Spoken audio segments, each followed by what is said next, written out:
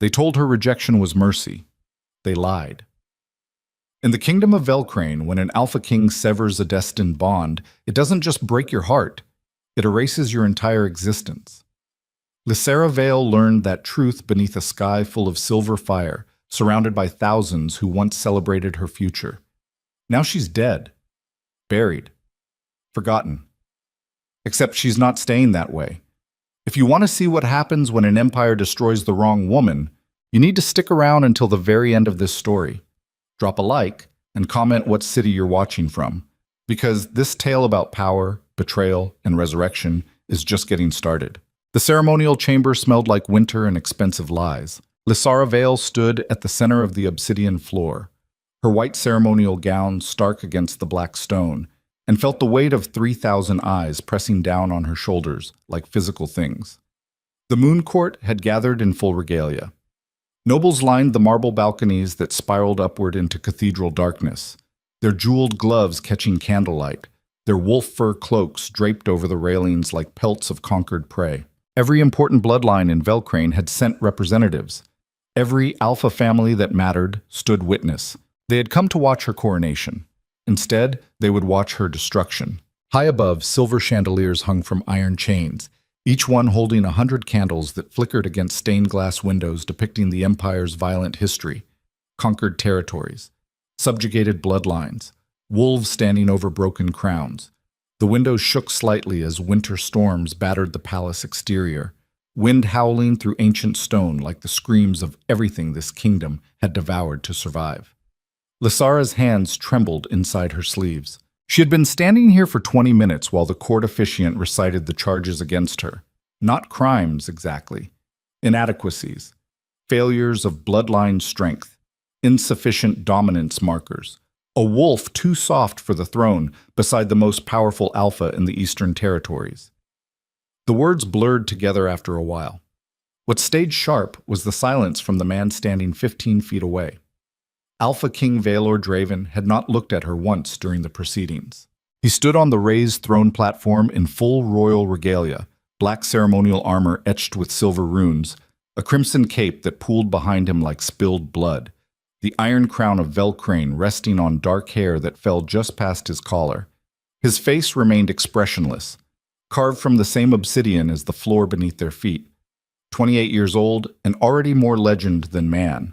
The Alpha, who unified the Northern Territories through strategic brilliance and brutal enforcement. The king who never showed weakness. The king who was about to sever their destined bond in front of the entire empire. Lysera had known him since childhood. Their families had celebrated the bond manifestation when she was 16 and he was 19.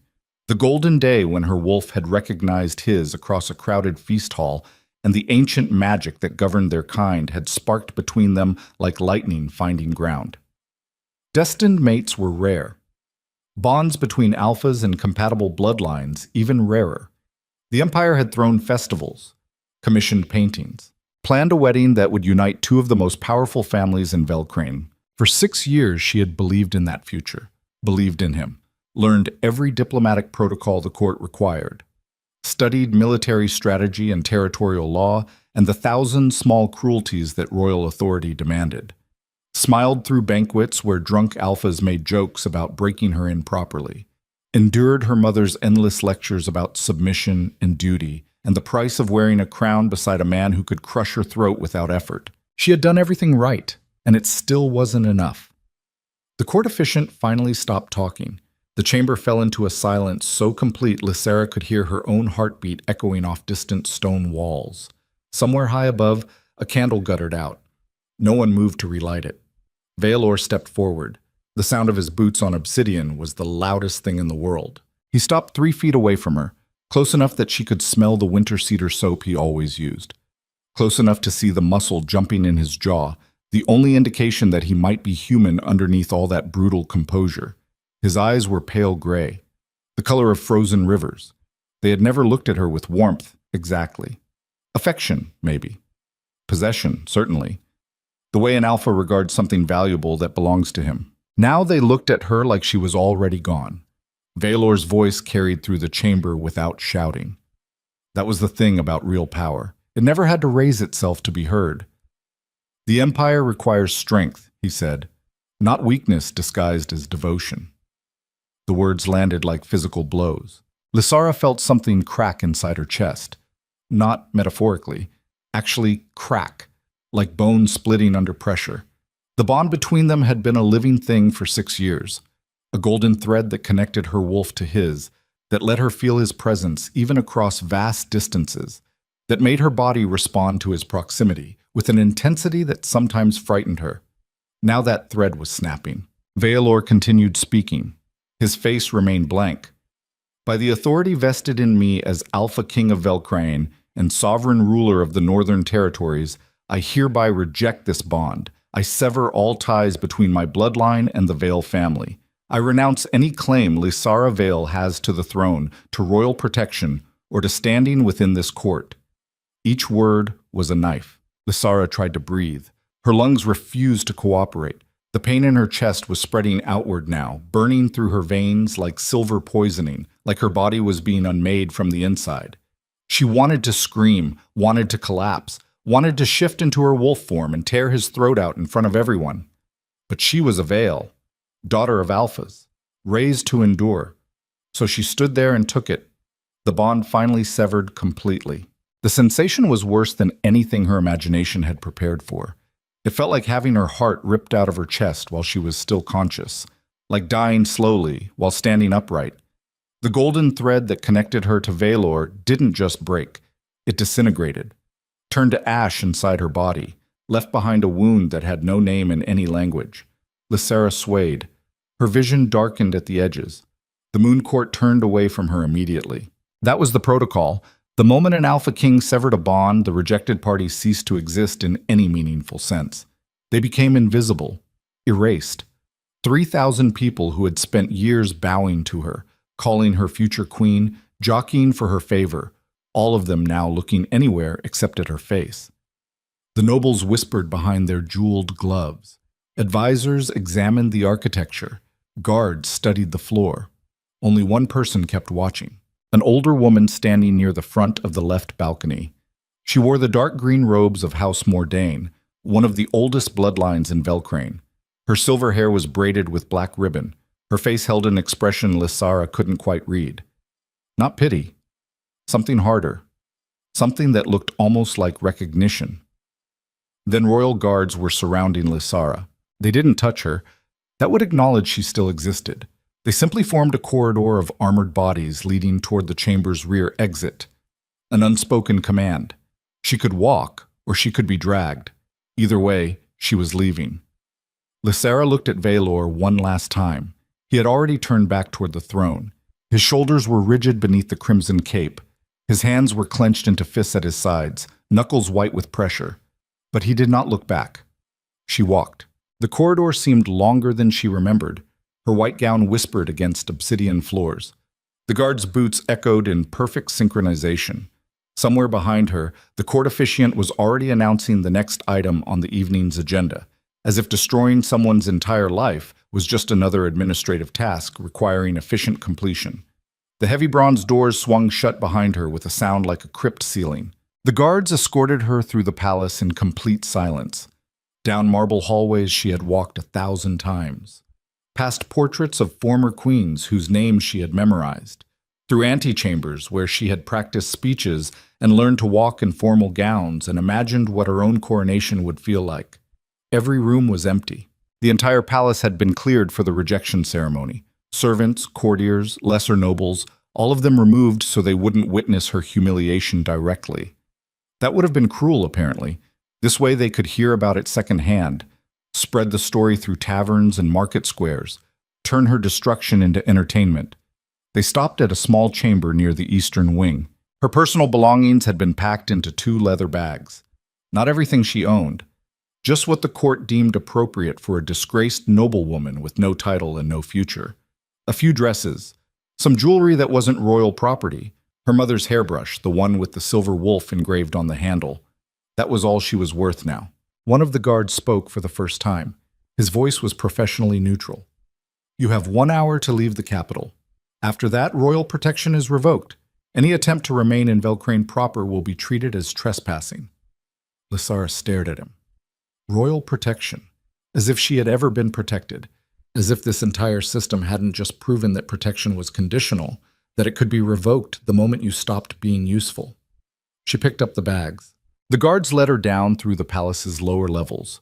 Service corridors, delivery entrances, places where actual royalty never walked.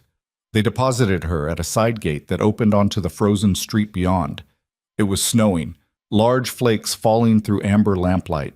The city of Velcrane spread out before her in dark stone and smoking chimneys. Somewhere in the distance she could hear music, laughter, life continuing as if nothing had happened. The gate clanged shut behind her.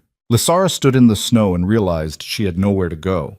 Her family estate was 3 days' ride south, but going there would mean facing her mother's disappointment, her father's rage, her younger siblings' carefully hidden relief that they would never face the same pressure she had.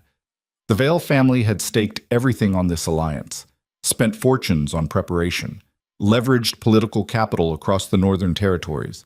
Now she was damaged goods, a rejected mate, the worst kind of failure an alpha woman could be. She started walking, not toward her family, not toward anything in particular, just away. Her thin slippers were not designed for snow. The ceremonial gown soaked through within minutes. Neither bag had contained a cloak. That would have been too kind. The city streets were nearly empty. A few drunks stumbling between taverns, some late shift workers heading home. They all gave her a wide berth. Whether they recognized her or simply sensed the wrongness emanating from her broken bond, she couldn't tell. After an hour, the city walls loomed ahead. The northern gate stood open. No one stopped her. No one checked her papers. She was just another traveler leaving Velcrane in the middle of a winter night. Unremarkable. Invisible. Beyond the walls, the road stretched into darkness. Lysara kept walking. The snow fell harder. The wind picked up. Her body shook with cold and shock and the lingering agony of the severed bond. Every step hurt. Every breath burned. But she kept moving because stopping would mean acknowledging what had just happened, would mean accepting that her entire life had been destroyed in less than an hour. Sometime after midnight, she left the main road. Not consciously, just followed her feet into the forest.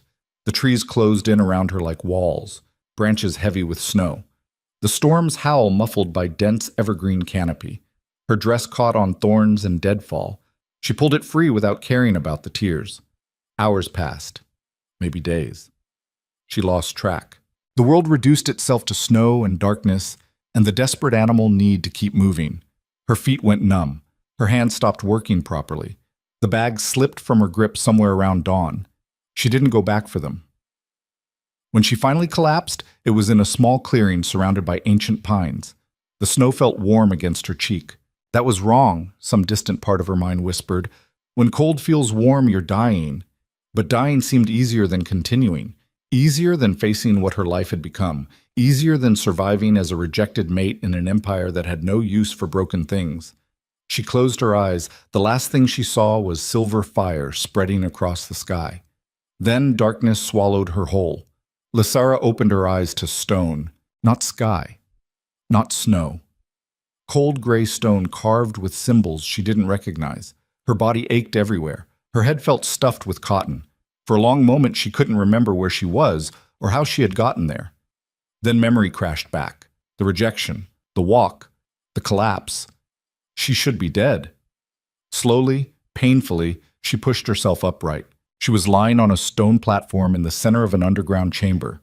The ceiling arched 30 feet overhead, covered in more of those strange carved symbols. They glowed faintly with silver light. No other illumination source. Just the symbols themselves, pulsing like heartbeats. The air smelled ancient, dry, undisturbed for centuries. Lysara looked down at her hands. Silver markings crawled beneath her skin. Not tattoos. Something deeper. They moved as she watched, flowing along her veins like liquid moonlight. She could feel them. A presence that hadn't been there before. Something old. Something powerful. Something that had been waiting. She stood on shaking legs. The chamber was circular, about 50 feet in diameter, carved directly from bedrock beneath the mountains. Every surface covered in those glowing symbols. At the far end, a massive stone door stood partially open. Beyond it, deeper darkness. Lysara approached the door. Her feet made no sound on the stone floor. Her heartbeat was the only noise. It sounded different than before, slower, stronger, like it belonged to someone else. She slipped through the doorway. Beyond was a corridor, then another chamber, then more corridors branching in multiple directions like veins. The entire mountain seemed to be hollow, carved into a massive underground complex. A temple. That's what this was. An ancient temple dedicated to something the surface world had forgotten. Lysara walked deeper. The silver markings under her skin pulsed brighter. They seemed to resonate with the symbols on the walls, like they recognized each other, like they were parts of the same language. She found the library 3 levels down. Thousands of stone tablets lined the walls, scrolls sealed in glass cases, books bound in leather that cracked at the slightest touch. Everything covered in centuries of dust, but the symbols on the tablets matched the ones beneath her skin. Lysara reached for the nearest tablet.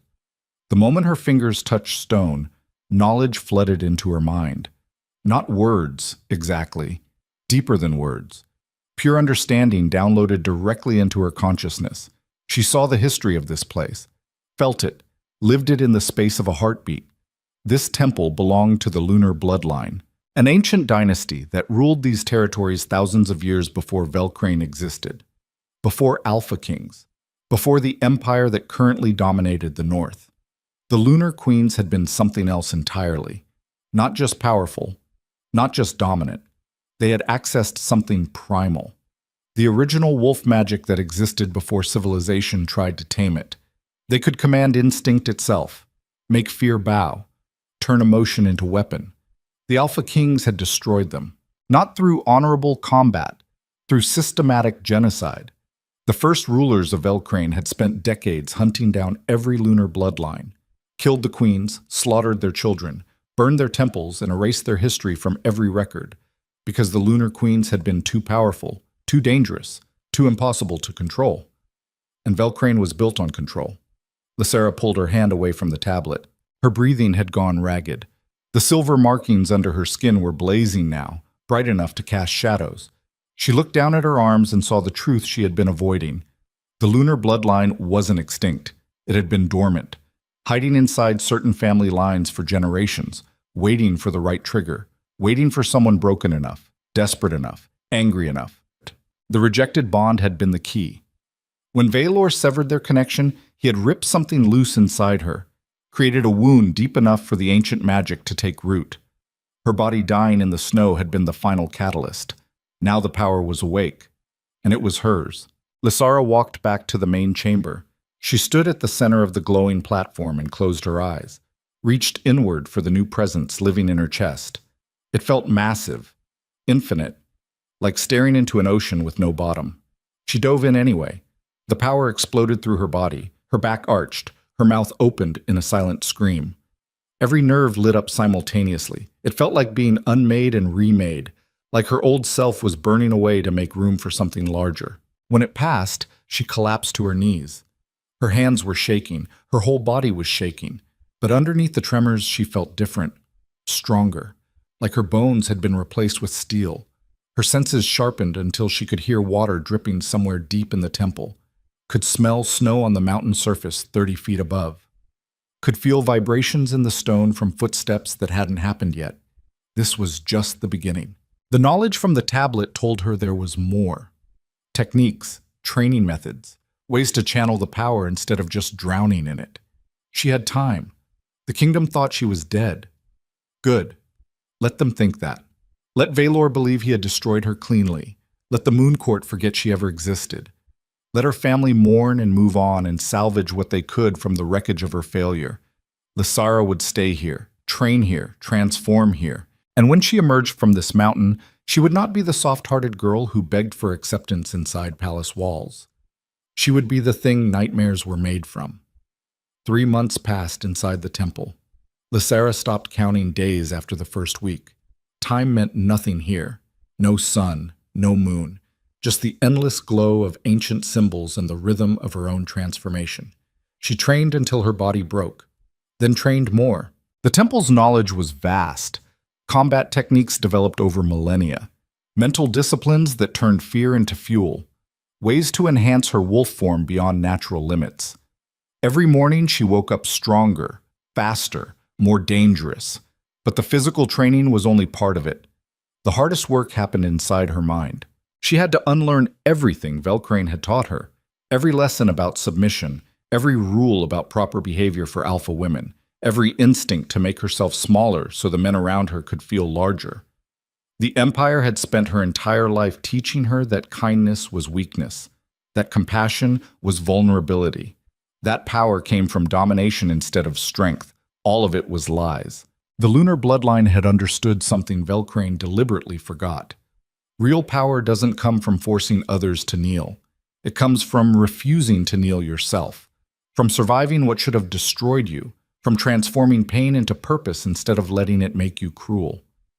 Empires feed on soft-hearted people, not because kindness is weak, because kindness threatens systems built on fear. A society that runs on domination cannot tolerate people who prove there are other ways to be strong, cannot allow anyone to demonstrate that you can be powerful without being brutal, cannot permit the existence of anyone who might inspire others to question why they're kneeling in the first place. That's why they destroy the gentle ones.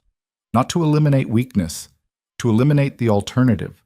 Lysara understood that now. Understood that Vylor had been shaped by the same system that destroyed her. That he probably believed his own words about strength and weakness. That he genuinely thought he was doing what was necessary for the Empire. He was wrong. But he was also a victim, a weapon forged by violent tradition and aimed at anyone who threatened the status quo. That didn't make her forgive him, but it made her understand the real enemy, the system itself, the empire that required endless brutality to sustain itself, the hierarchy that destroyed anyone who didn't fit neatly into its categories of dominant and submissive. Velcrane had to change, or burn. She was fine with either outcome. 4 months into her isolation, Lysara made her first trip back to the surface. The temple had a hidden exit, a narrow passage that wound upward through the mountain and emerged in a cave halfway up the northern slope. She climbed out into moonlight and stood in snow that came up to her knees. The world looked different than she remembered, sharper, more vivid. Her enhanced senses picked up details invisible to normal wolves. She could see individual snowflakes, hear elk moving through the valley 3 miles away, smell smoke from distant villages carried on wind currents. She had become something other, not quite wolf, not quite human. Something that existed in between. Something the ancient world had known and the modern world had forgotten. She ran. Her body moved through the forest like liquid shadow, faster than she had ever moved before. Trees became blurs. The ground disappeared beneath her feet. She felt no fatigue, no burning lungs. Just pure motion, pure freedom. For the first time since the rejection, she felt alive. She hunted that night, took down a young stag with her bare hands. The kill was clean, efficient. She thanked the animal for its life and ate her fill under silver moonlight. That's when she heard them. Voices carrying through the trees. Men, armed, moving with purpose. Lysara crept closer. A group of royal soldiers had made camp in a clearing half a mile east. 8 of them, full armor, weapons sharp. They sat around a fire roasting meat and passing a flask. She listened to their conversation. They were hunting refugees, families who had fled Velcrane after their lands were seized by noble houses, men and women trying to escape north before winter killed them.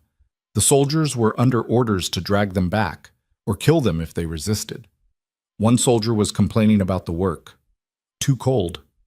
Too much effort. Not enough pay. Another laughed, said they should just kill all the refugees now, save themselves the trouble of hauling them back in chains. The others agreed. Lysara felt something cold slide through her chest. This was the empire Vylor ruled, the kingdom she had once dreamed of serving as queen, a system so casual about cruelty that soldiers joked about murder while eating dinner. She stepped into the firelight. The soldiers scrambled for weapons, knives, crossbows. One man shifted into wolf form before his brain caught up with his instincts. Lysara raised her hand. The silver markings beneath her skin flared bright. Power rolled out from her in waves. It hit the soldiers like a physical force. They froze, literally could not move. Their bodies locked in place while their eyes went wide with terror. She walked between them slowly, looked each one in the face, saw their fear, felt it feeding the power inside her. This was the gift of the lunar bloodline, command over instinct, the ability to reach into someone's wolf and turn their own nature against them, make their bodies betray them, trap them inside their own fear. She could kill them all right now, easily. They deserved it, but that would make her like them. So instead she spoke. Her voice came out different than before, layered, resonant, like multiple people talking at once. "Go back to Velcrane," she said. "Tell your commanders that the northern mountains are no longer royal territory. Tell them the Ghost Queen has claimed this land. Tell them anyone who hunts refugees in my territory will die slowly." She released her hold on their bodies. The soldiers ran, scattered into the forest like prey animals, left their weapons, left their supplies, just ran for their lives. Lysara stood alone in the clearing, the Ghost Queen. She liked that. Let them call her that. Let the stories spread. Let the Empire start to understand that something new had awakened in the dark places beyond their control. She returned to the temple as dawn broke, but something had changed inside her during that encounter. She had tasted purpose again, had felt useful for the first time since the rejection. Those soldiers would tell stories. Those stories would reach other refugees. Word would spread that someone was protecting the forgotten people. She could do more. The knowledge in the temple included information about the old supply routes, hidden paths through the mountains, ancient safe houses built by the lunar queens to shelter travelers. Over the following months, Lysara began using them. She found families fleeing corrupt nobles, guided them to safety, left supplies in abandoned cabins, burned the slave camps that dotted the northern borderlands, cut the supply lines that fed Velcrane's military expansion. She moved like smoke, struck like lightning, disappeared before anyone could respond. The Empire started calling her the Ghost Queen. Soldiers whispered her name around campfires. Nobles hired extra guards. Corrupt alphas started looking over their shoulders.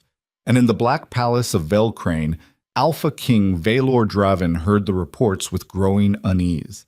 At first he dismissed them. Ghost stories, rebel propaganda, frightened soldiers exaggerating threats to explain their failures. But the reports kept coming. A silver-eyed woman destroying noble supply routes, military outposts vanishing overnight, alphas found dead with strange markings carved into walls, and always the same description: silver eyes, impossible power, moving through the dark like she was part of it.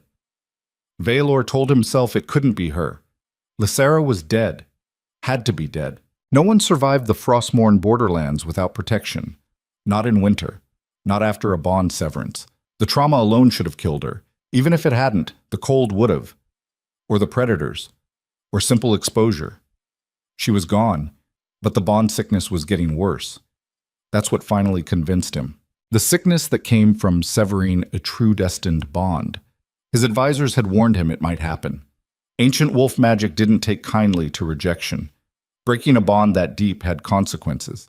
At first, it was just sleeplessness. Valor would lie awake for hours staring at his chamber ceiling, feeling the empty space where Lysara used to exist. Like a phantom limb, a wound that wouldn't heal. Then came the violent instincts. His wolf was restless, aggressive. He snapped at advisors over minor issues, broke furniture during private fits of rage, started training fights that went too far, left soldiers bleeding on the practice grounds. His father visited more often, gave concerned looks, asked careful questions. Former Alpha King Darius Draven was 73 years old, had ruled Velcrane for 45 years before passing the crown to his son 5 years ago.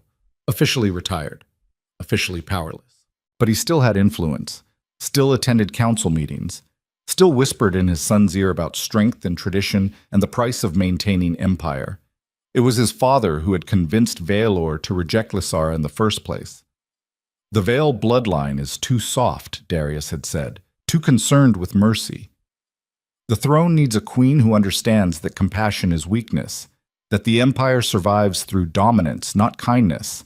At the time, it had made sense. Now Valor wasn't sure. Now he woke from nightmares about silver eyes and cold snow, and a woman's voice saying his name one last time before disappearing forever.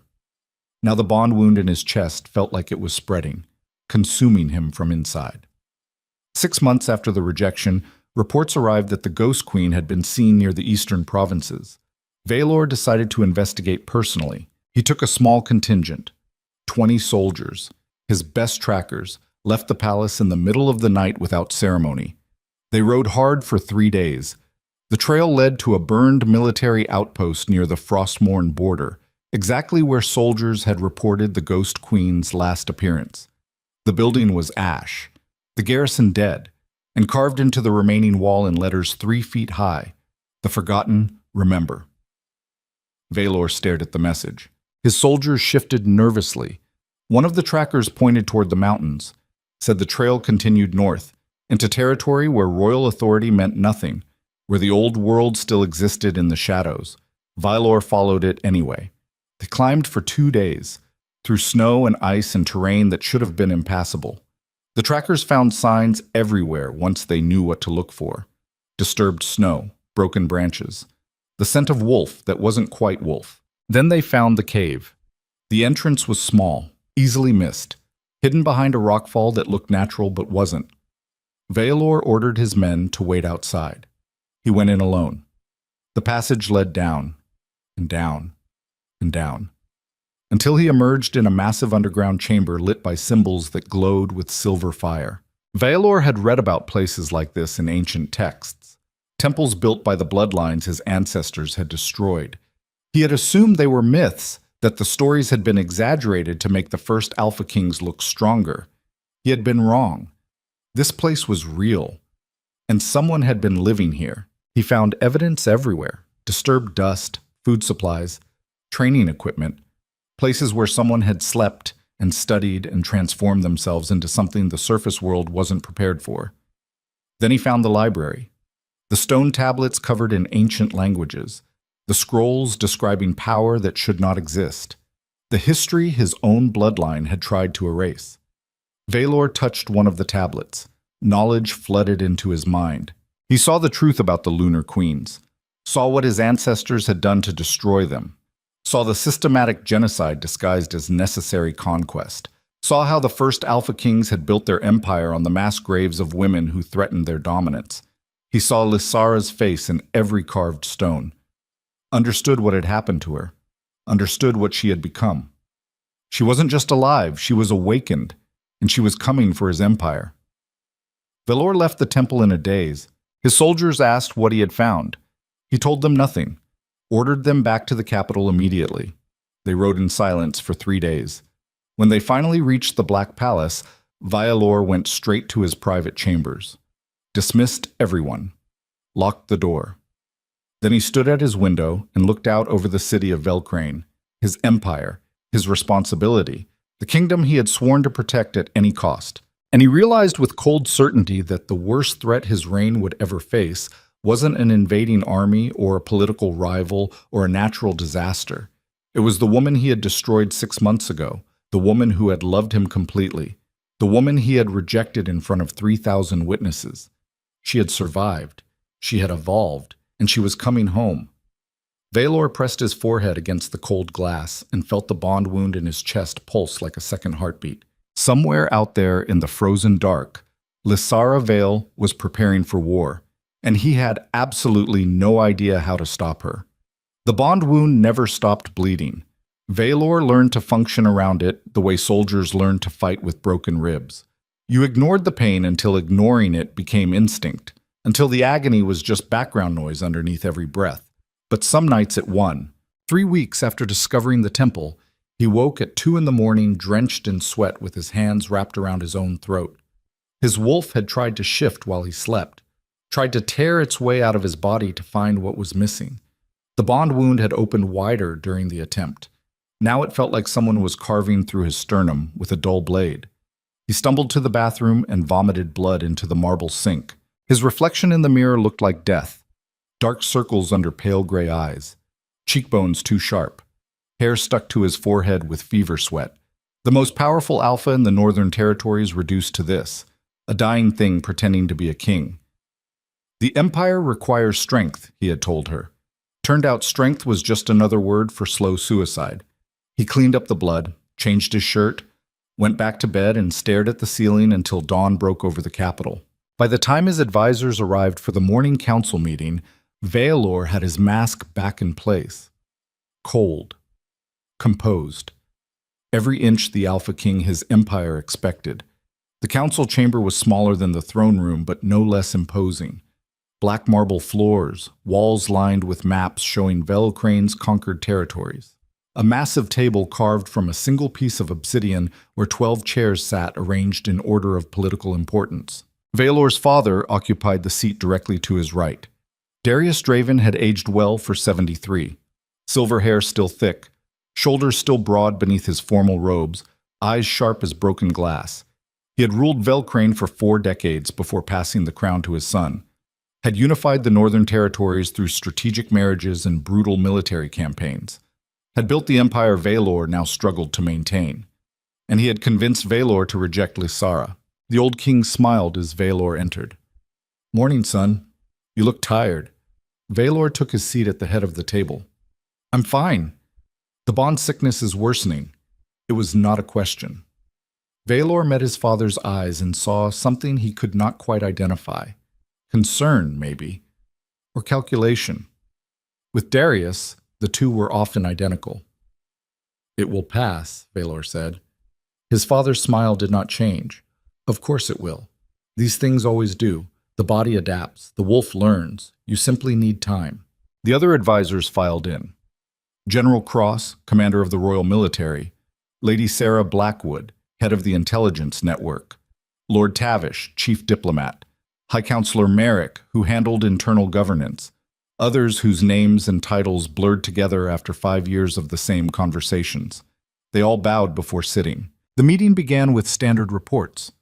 Tax revenues from the eastern provinces, grain shipments, trade disputes, military readiness assessments, everything running exactly as designed, the empire functioning like a well-oiled machine. Then Lady Blackwood cleared her throat. She was 45, sharp features, dark hair pulled back so tight it looked painful. She ran the most effective intelligence network in the Northern Territories.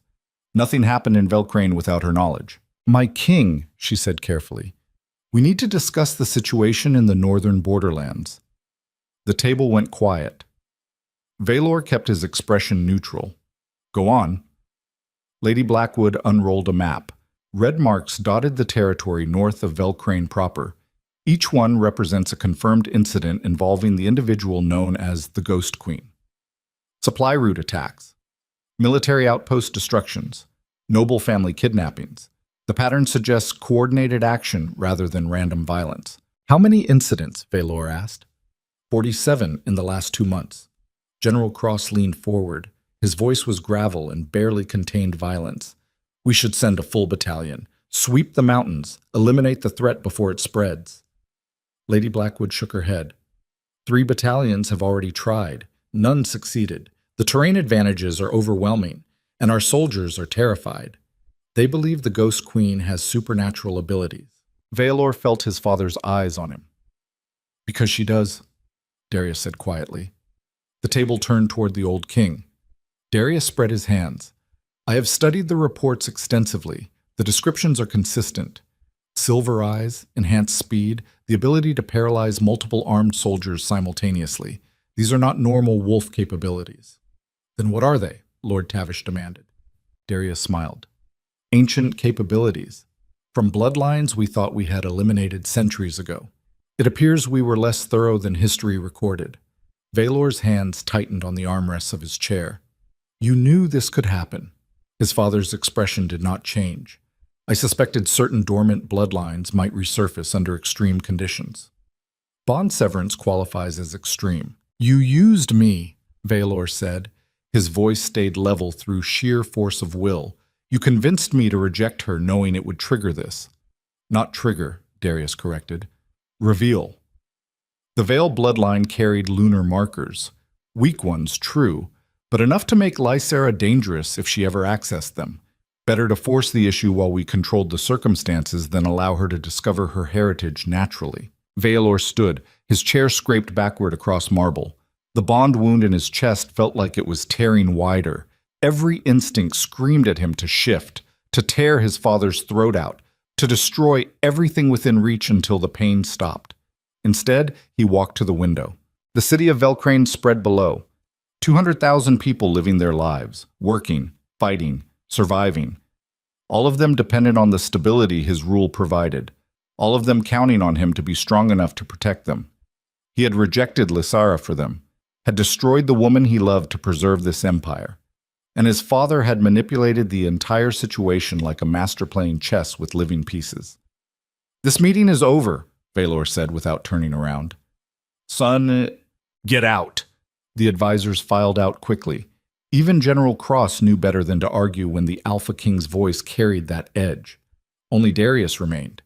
The old king stood and approached his son, placed a hand on Valor's shoulder. "You are angry. That is understandable. But anger clouds judgment. The Empire needs you focused." Valor looked at his father's reflection in the window glass. "Needs me focused. Needs me strong. Needs me to sacrifice everything that makes me human so I can be a better weapon." "That is what kingship means," Darius said gently. "No." Valor turned to face him.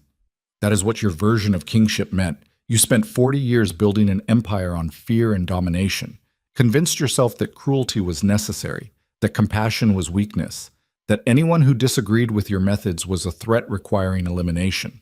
I built this kingdom," Darius said. His voice hardened. "I unified warring territories, established trade routes, created the most powerful empire in the north. Everything you inherited came from my work. And how many people did you destroy to make it happen?" "As many as necessary." Valor felt something cold settle in his chest, something that had been shifting for months finally crystallizing into clarity. "You are not my advisor anymore. You are not welcome in these council meetings. Leave the palace." Darius's expression did not change, but something flickered in his eyes.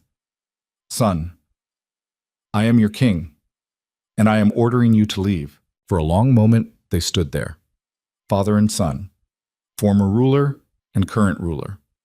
Two men shaped by the same violent system, finally fracturing along the fault lines that system had created.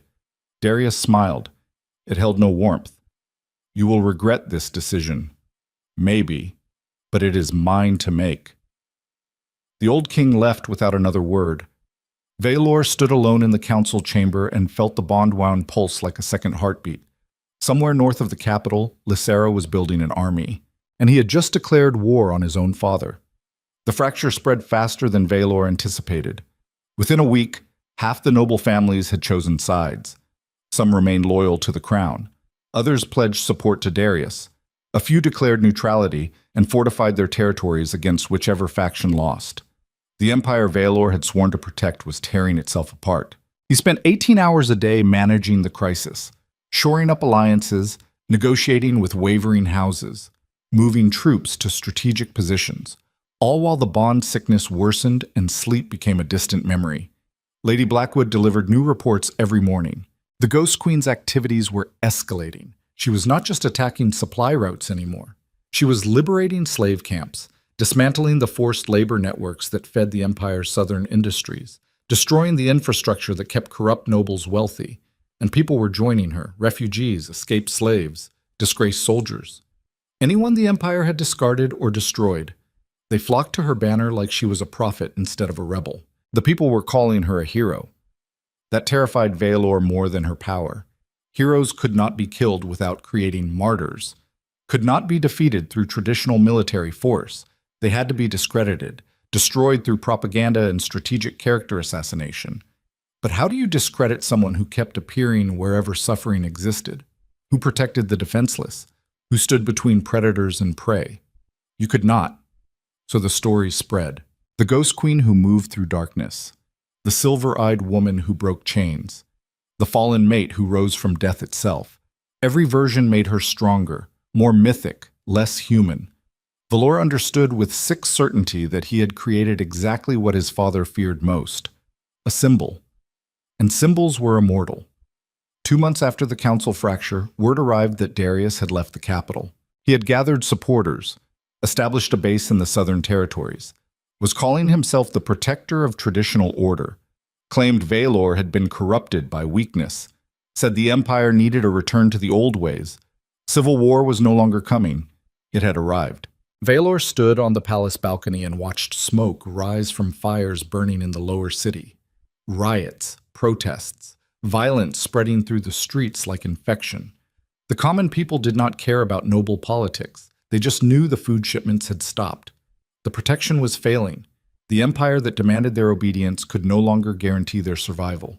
General Cross appeared at his shoulder. "My king, the troops are ready. Give the order and we march south." Valor did not look away from the burning city. "If we march south, who protects the capital?" The general had no answer. That was the impossible choice. Pursue his father and risk losing Velcrane itself, or defend the capital and allow Darius to consolidate power in the territories. Either way, the empire fractured further. "My king," Cross said quietly, "there is another option." Valor turned. The general's expression was carefully neutral. "The Ghost Queen. She has become a significant force. Her followers number in the thousands now. If we could negotiate—" "No," Valor said immediately. "She is destabilizing the same noble houses supporting your father.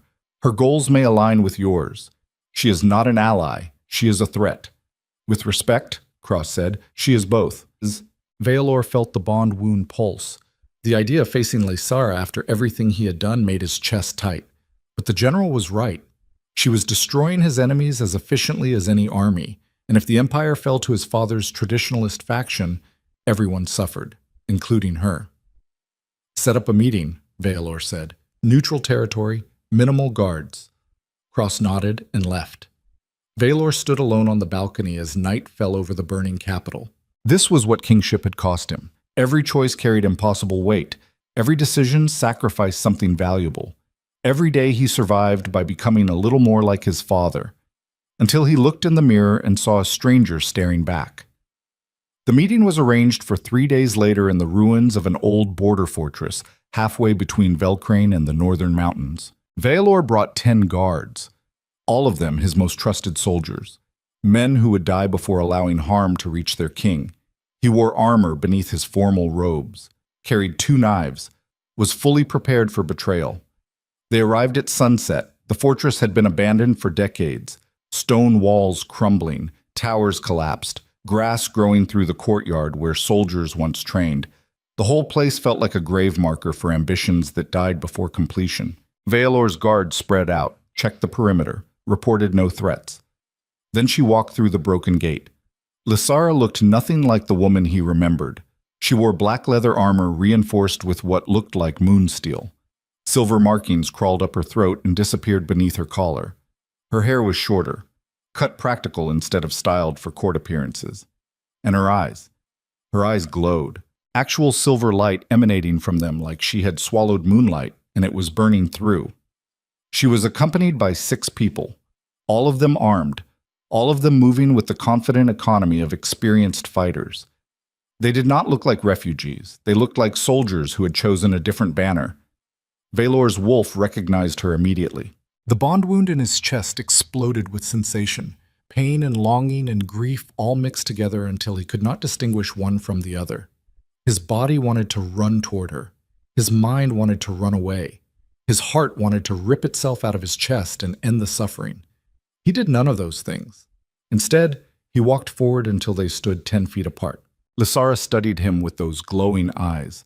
No warmth, no recognition, just cold assessment, like he was a problem requiring strategic analysis. "Your Majesty," she said. Her voice carried the same layered quality he remembered from the temple, multiple tones speaking in unison. Valor forced himself to breathe normally. "You came. You requested a meeting. I was curious. About? Whether you had changed." She tilted her head slightly. "You have not." Valor felt something sharp twist in his chest. "You have." "Yes." She smiled without warmth. Death does that. They stood in silence while their respective guards watched for any sign of violence. The sun sank lower. Shadows stretched across broken stone. Finally, Valor spoke. "My father has declared himself protector of traditional order. He controls the southern territories. If this continues, the empire will split permanently." "Good," Lysara said. "Good? Your empire deserves to fracture. It was built on violence. maintained through systematic cruelty. The only surprising thing is that it lasted this long. Valor's hands clenched. Hundreds of thousands of people depend on imperial stability. If we descend into complete civil war, they starve. They are already starving. Lysara's voice hardened. Your noble houses hoard grain while border villages die of hunger. Your military protects trade routes while slave camps operate openly. Your empire only provides stability for those who can afford to purchase it. That is what I'm trying to change. By negotiating with the woman you rejected? She laughed. It was not a kind sound. You spent 6 years preparing me to be queen, taught me every diplomatic protocol, every strategic consideration, every method the empire uses to maintain control. Did you think I would forget those lessons? No, Valor said quietly. I thought you would use them. Lysara went very still. Use them. Help me. We share enemies. My father represents everything wrong with the old system. He manipulated us both. If we work together... No. Lysara. She cut him off with a gesture. Her guards tensed. His guards responded. For a moment, the courtyard balanced on the edge of violence. Then she spoke again. You do not understand what you destroyed. When you severed our bond, you did not just reject a political alliance. You erased my entire future, my identity, my purpose. Everything I had built myself around disappeared in a single ceremony. I know, Valor said, and I am sorry. Sorry. She tasted the word like poison. Sorry is what you say when you spill wine, when you arrive late to dinner, when you accidentally hurt someone you care about. What you did was not accidental, it was calculated, performed in front of the entire empire to send a message about what happens to women who are deemed insufficient. It was not about you being insufficient. Then what was it about? Valor felt the bond wound tear wider. This. Everything happening right now. My father knew rejecting you would trigger your bloodline. He wanted to force you into becoming a threat so he could justify eliminating the Vale family permanently. And you went along with it. I believed... Valor stopped. Started again. I believed I was protecting the empire. By destroying me. Yes. Lysara studied him for a long moment. The silver glow in her eyes intensified. Valor felt power radiating from her like heat from a forge. She was not just stronger than before. She was fundamentally different, transformed into something the modern world did not have language to describe. Here is what I believe, she said finally. I believe you were raised inside a system that taught you domination equals strength, that compassion equals weakness, that anyone who threatens your control must be eliminated. Your father did not invent those lessons. He just enforced them. Valor said nothing. I also believe you loved me, in your own limited way. But love inside a violent system becomes another weapon. You loved me enough to imagine me beside you, not enough to choose me over empire. That is not... It is exactly true. She stepped closer. Valor's guards shifted nervously. And now you want my help because your empire is collapsing, because the system that demanded I be destroyed is eating itself. You want me to save the thing that killed me. I want to build something better. Lysara laughed again. Bitter as winter. You want to reform the empire, make it kinder, more just, less brutal. But you still want it to exist, still want to rule it, still believe you can have power without cruelty. You do not think that is possible? I think power does not reform itself. Systems built on violence do not become peaceful through negotiation. They burn, they collapse, they get torn down and rebuilt from ash. So you want complete destruction. I want justice. Lysara's voice dropped lower. For every woman rejected like I was, for every family destroyed by noble greed, for every person the empire discarded as expendable, justice does not negotiate. The courtyard fell silent. Valor understood then that this meeting had been doomed before it started. There was no negotiation possible, no common ground. They stood on opposite sides of a chasm too wide to bridge. Either the empire survived, or Lysara did. Not both. She seemed to reach the same conclusion simultaneously. She turned to leave. Wait, Valor said. Lysara stopped, but did not turn around.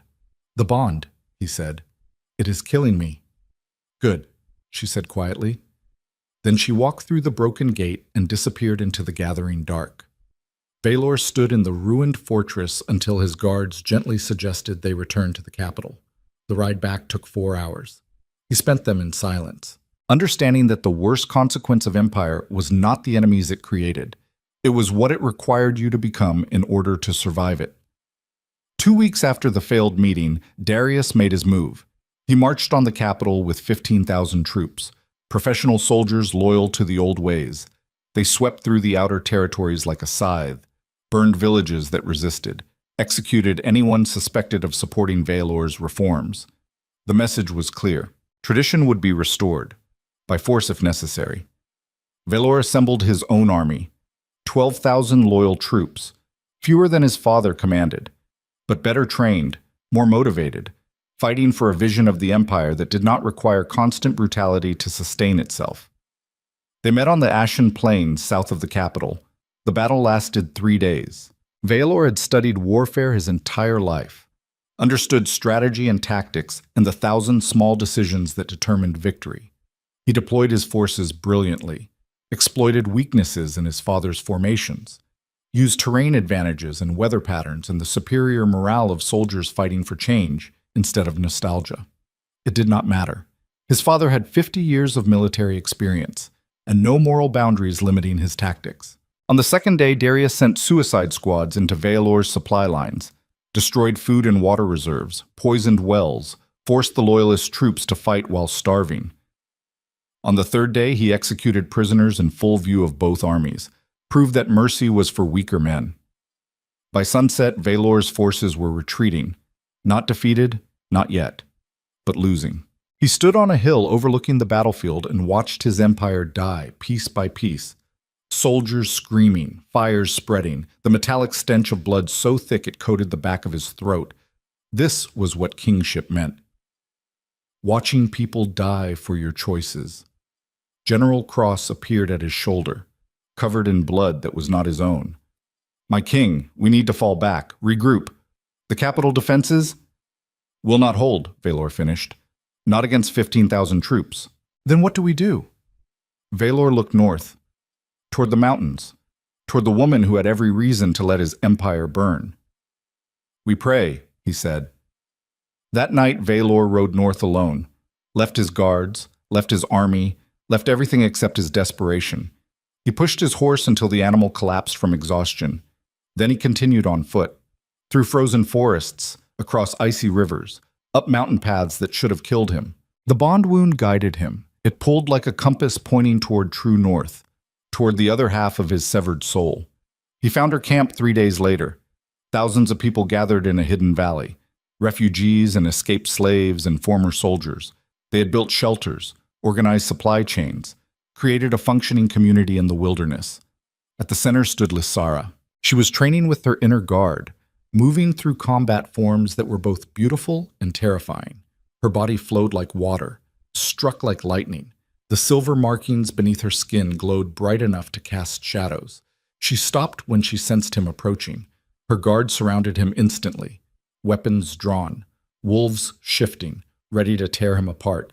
Lysara raised her hand. They backed off but stayed close. She walked toward him slowly, studied his face, saw the exhaustion, the desperation, the bond wound bleeding through his careful composure. "You look like death," she said. "I feel worse." Valor swayed on his feet. "My father is winning. The capital will fall within days. When it does, he will execute everyone who supported reform. Thousands of people. He will burn everything I tried to build." "Good," Lysara said. "Please." Valor's voice cracked. "I am begging you. You rejected me." She stepped closer. "Destroyed my life in front of the entire empire. Left me to die in the snow. And now you beg. Yes. Why should I help you? Because if my father wins, everything becomes worse. He will restore the old hierarchy, reinstate the bond laws that allowed what he did to us, hunt down every bloodline that threatens alpha supremacy. Your people will be first on his list. Let him try. He will succeed." Valor felt his legs giving out, fell to his knees in the snow. "You are powerful, but you are not an army. Not yet. He has 15,000 trained soldiers. If we do not stop him now, your rebellion dies before it begins." Lysara looked down at him. The man who had once stood on a throne platform and declared her weakness, now kneeling in the snow, begging for mercy he had refused to show. She should walk away, let him suffer, let his empire burn. But she looked past him at the valley full of people who depended on her protection, saw their faces, recognized their fear. They were her responsibility now, and responsibility meant making choices that hurt. "Get up," she said. Valor stood on shaking legs. "If I do this," Lysara said, "if I help you stop your father, the empire does not go back to what it was. I know, you do not rule alone anymore. I know. Every bond law, every noble privilege, every system that allowed what happened to me, all of it burns." Valor met her glowing eyes. "All of it burns." She studied him for a long moment, then nodded once. "We march at dawn." They marched at dawn like Lysara promised. 5,000 fighters. Not soldiers in the traditional sense. Most had never held a weapon before joining her rebellion, but they moved with purpose, with conviction, with the desperate fury of people who had finally found something worth fighting for. Valor rode beside Lysara at the front of the column. Neither spoke. The bond wound between them pulsed with every step, a constant reminder of what they had been, what they could have been, what they would never be again. The landscape transformed as they descended from the mountains. Frozen forests gave way to rolling hills, then plains, then the scarred earth where armies had clashed for centuries. The ground here never fully healed. Grass grew sparse and sickly, trees twisted into unnatural shapes. Even the air tasted wrong. This was the cost of empire, land so saturated with violence that it forgot how to sustain life. They reached the Ashen Plains on the third day. Valor's remaining forces had retreated to a defensive position on the eastern ridge, 12,000 troops now reduced to 8. His father's army occupied the western approach, 15,000 strong and growing. More nobles were pledging loyalty to Darius every day, bringing their household guards, their resources, their desire to return to a simpler time when power was absolute and cruelty was expected. General Cross met them a mile from the ridge. He looked worse than Valor remembered, face gaunt, armor dented, eyes carrying the hollow stare of someone who had watched too many friends die. He saluted Valor, then turned to Lysara. His expression was unreadable. "My king tells me you can turn the tide," he said. Lysara studied him. "I can break your enemies. Whether that saves your empire depends on what you build afterward." "Fair enough." Cross gestured toward the ridge. "We have defensive positions established, food for maybe another week. After that, we either win or we starve." "Then we win," Lysara said. They spent the rest of the day integrating forces. Valor's professional soldiers looked at Lysara's rebels with undisguised skepticism. Former slaves and refugees playing at war, untrained, undisciplined, likely to break at the first real engagement. The rebels looked back with cold contempt. These were the same soldiers who had enforced the laws that destroyed their lives, who had guarded the slave camps, who had followed orders without question because questioning might cost them comfort. The tension was thick enough to choke on. Valor called a war council that evening in his command tent, maps spread across a folding table, candles providing weak light. 20 people crowded into a space meant for 10. General Cross laid out the situation with brutal efficiency.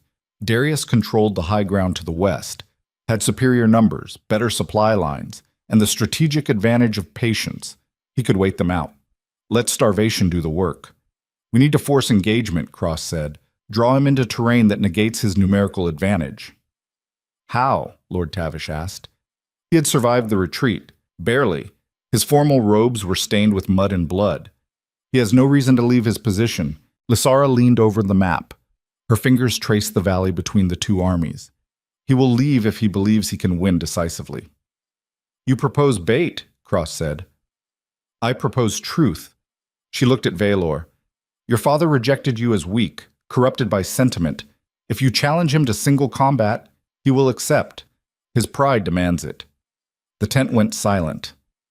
"Single combat would be suicide," Cross said flatly. "Darius has 50 years of experience. He is one of the most dangerous alphas alive." "Which is why I fight him," Lysara said. "Absolutely not," Valor said immediately. She turned those glowing silver eyes on him. "Why not?" Because he will kill you. Perhaps. Or perhaps the Ghost Queen proves more dangerous than the protector of traditional order expects. This is not a game, Valor said. His voice was harder than he intended. My father does not fight for honor. He fights to win.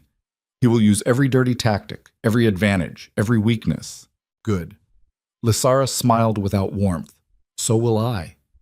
The council argued for another hour, but Lysara refused to budge. Eventually, they agreed to send the challenge at dawn. Darius would either accept or prove himself a coward. Either way, it forced his hand. After the council dismissed, Valor found Lysara standing outside the tent, staring west toward his father's camp. The night was cold, clear, stars scattered across the sky like broken glass. You cannot do this, he said. I can. She did not look at him. And I will. Why? Because your empire does not deserve to exist, but the people trapped inside it deserve better than your father's version of order. This is the fastest way to give them that chance. By dying, by winning. She finally turned.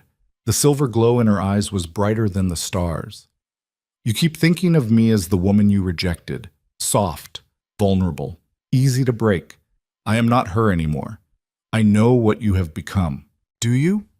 Because you still talk to me like I need protection, like I am something fragile, requiring careful handling. I survived being destroyed by you. I survived dying in the snow. I survived transformation into something your world has no name for. What makes you think your father is more dangerous than any of that? Valor felt the bond wound twist, because he knows how to break people, not physically, psychologically. He will find whatever you love most and use it as a weapon. Then it is fortunate I have nothing left to love. The words landed like a blade between his ribs. Lysara walked away before he could respond. The challenge was delivered at dawn. A single rider approached Darius's camp carrying a white flag and Lysara's terms. Combat between champions. Winner takes the field. Loser's forces surrender immediately. The rider returned 3 hours later. Darius had accepted, but he had added conditions. The combat would take place in the valley. Neutral ground.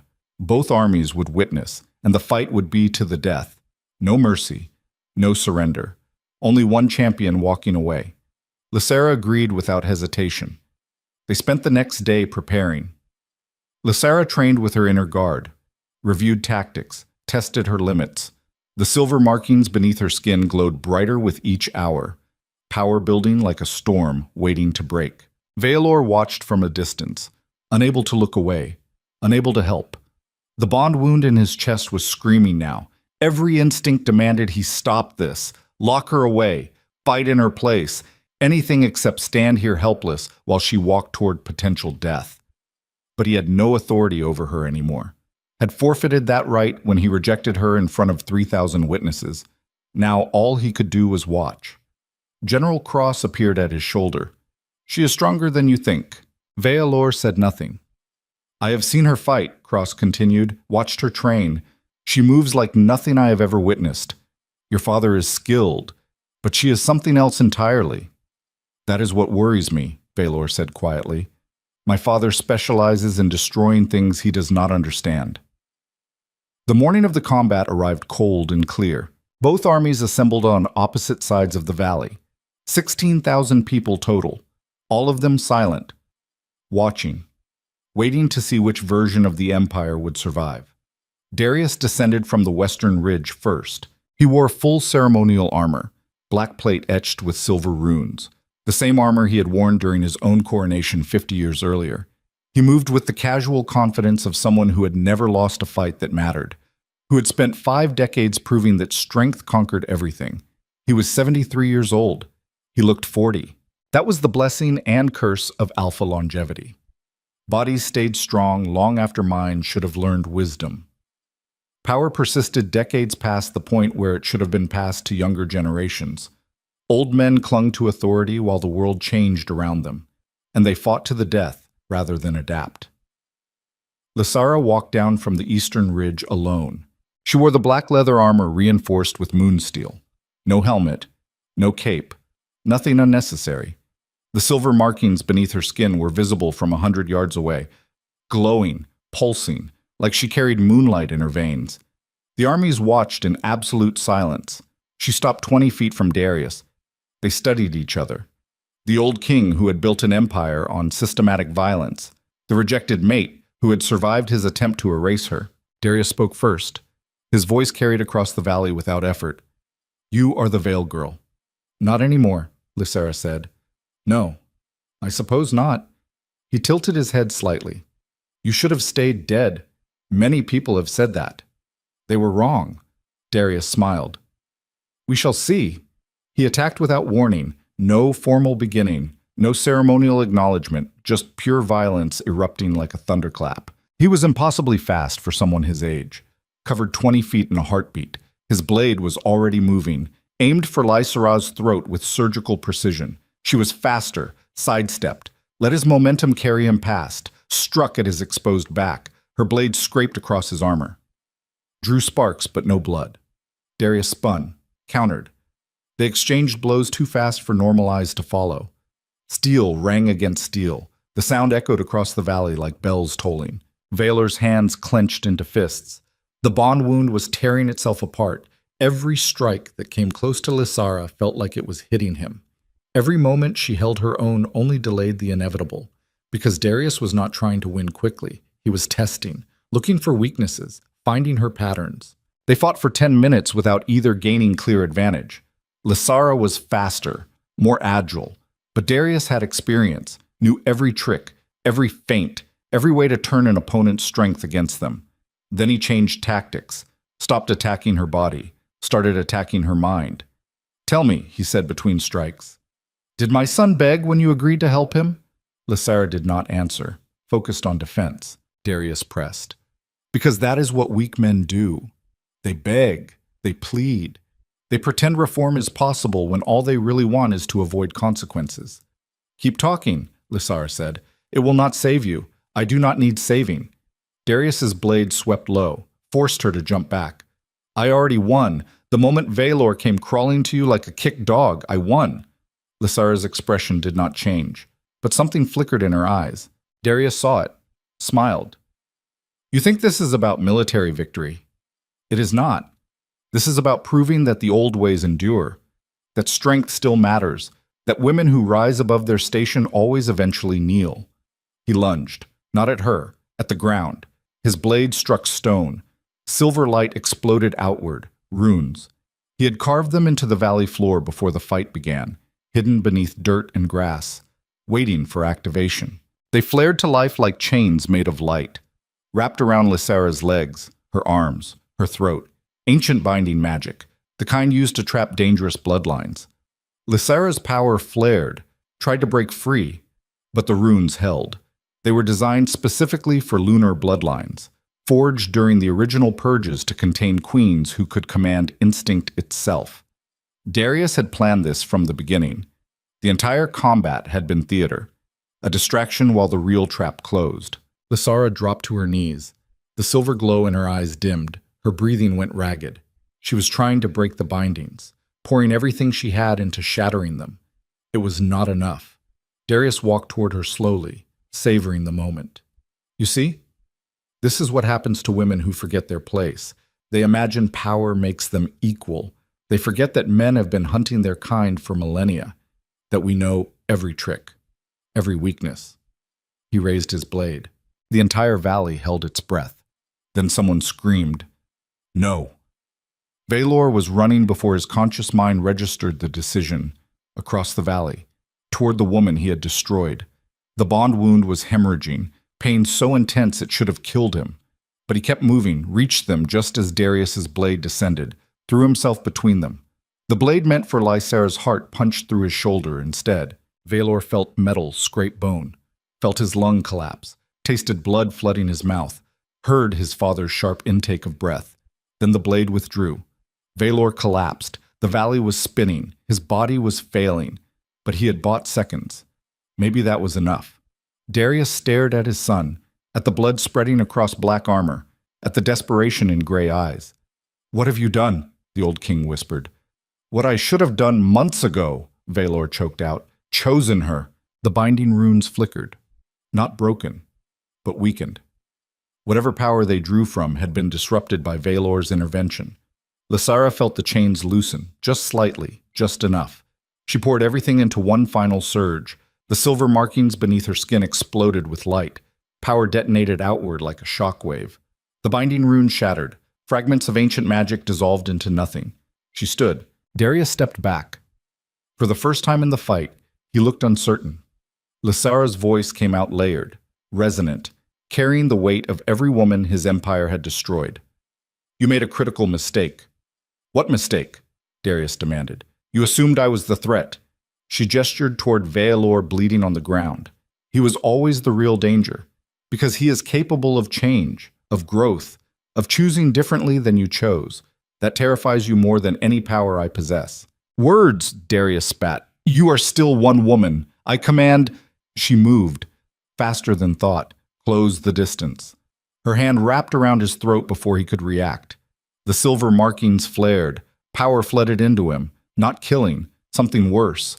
She was rewriting his instincts, reaching into the core of what made him alpha, making his wolf turn against him, making his body recognize her dominance, making him kneel. Darius fought it, poured 50 years of willpower into resistance, but he was collapsing anyway. His knees buckled, his hands went slack. The blade fell from nerveless fingers. He knelt in the dirt before the woman his empire had tried to erase. Lysara leaned close, whispered so only he could hear. "This is mercy. The only mercy you will receive. Walk away. Disband your forces.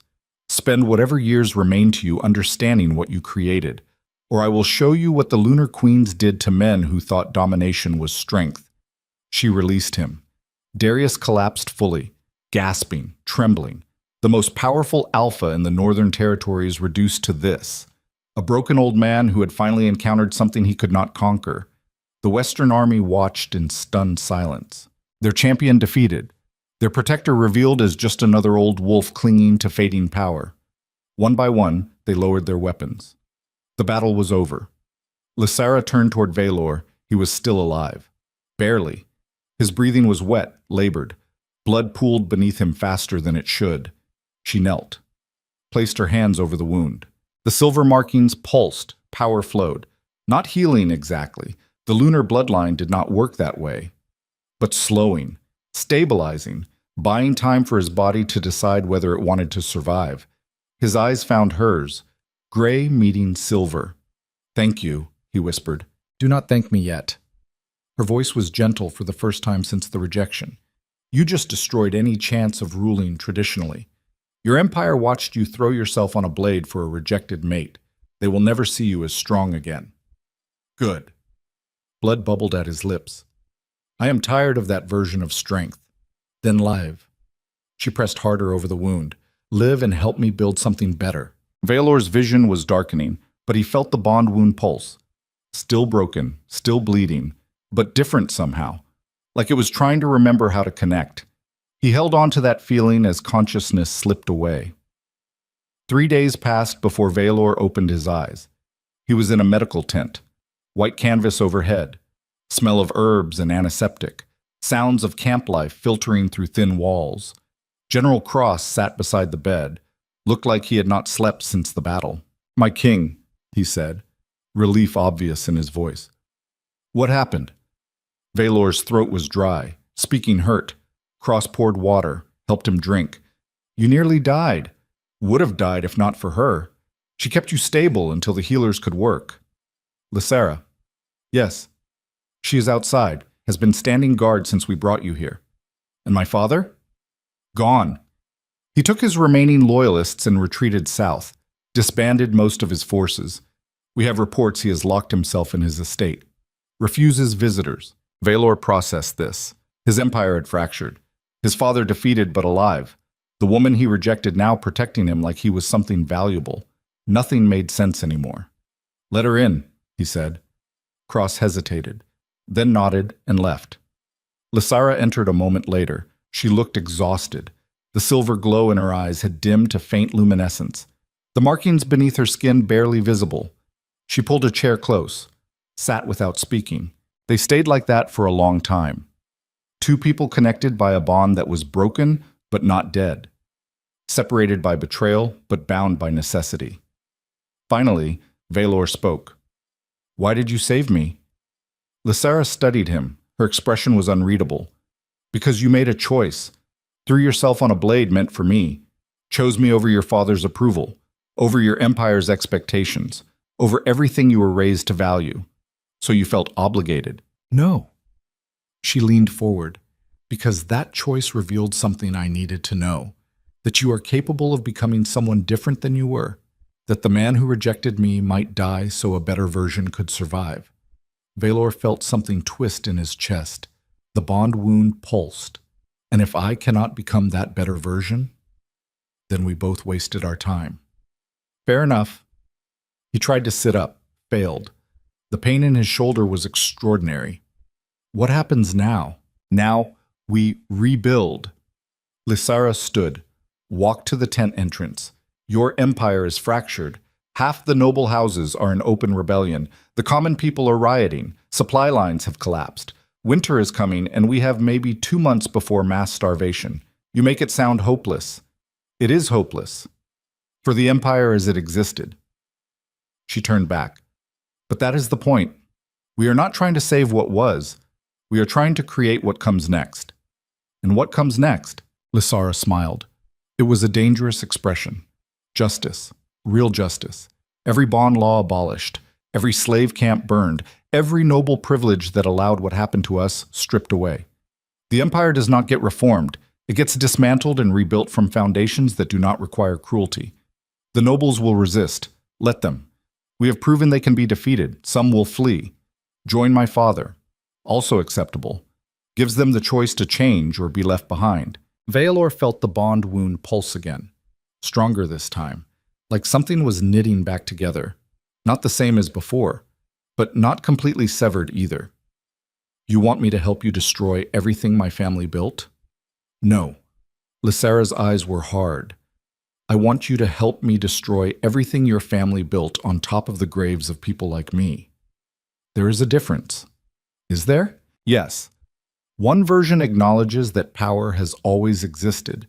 The other acknowledges that power was stolen. We are returning what was taken. If your bloodline cannot survive that reckoning, perhaps it does not deserve to. Valor looked at her. Really looked. Saw the woman she had become. Saw the power she carried. Saw the future she was fighting for. It terrified him. It also gave him something he had not felt in months. Hope. "I will help you," he said. Lysara studied him for a long moment, then nodded once. "Good. Because the hardest part is just beginning." She was right. The aftermath of the battle was worse than the battle itself. Darius had retreated but taken 40% of the Empire's military strength with him. The nobles were in chaos, some pledging loyalty to Valor, others to his father, many declaring independence and fortifying their own territories. The Empire was balkanizing, fracturing into a dozen smaller kingdoms, each claiming legitimacy. And winter was 3 weeks away. Valor recovered slowly. The shoulder wound refused to heal properly, left him weaker than before. Some nights the bond sickness was so bad he could not stand. Other nights he dreamed of silver fire and woke choking on phantom smoke. But he worked anyway. Spent 12 hours a day rebuilding administrative systems, negotiating with fractious nobles, coordinating supply distributions to prevent starvation. Lysara worked beside him, not as a subordinate, as an equal. They drafted new laws together, abolished the bond rejection ceremonies, outlawed forced matings, stripped noble families of hereditary privileges that had existed for centuries. Every change met resistance. Every reform required fighting. But slowly, painfully, a new structure began emerging, one that did not require systematic cruelty to function. Then the messenger arrived, 6 weeks after the battle, middle of the night. Valor was in his command tent reviewing grain distribution reports when the scout burst through the entrance. "My king." The man's face was pale. "Your father, he has—" Valor stood. "What has he done?" "He is marching on the capital. 20,000 troops. He allied with the southern kingdoms, promised them territory if they help him retake the throne. 20,000, more than both their remaining armies combined." "When?" Valor demanded.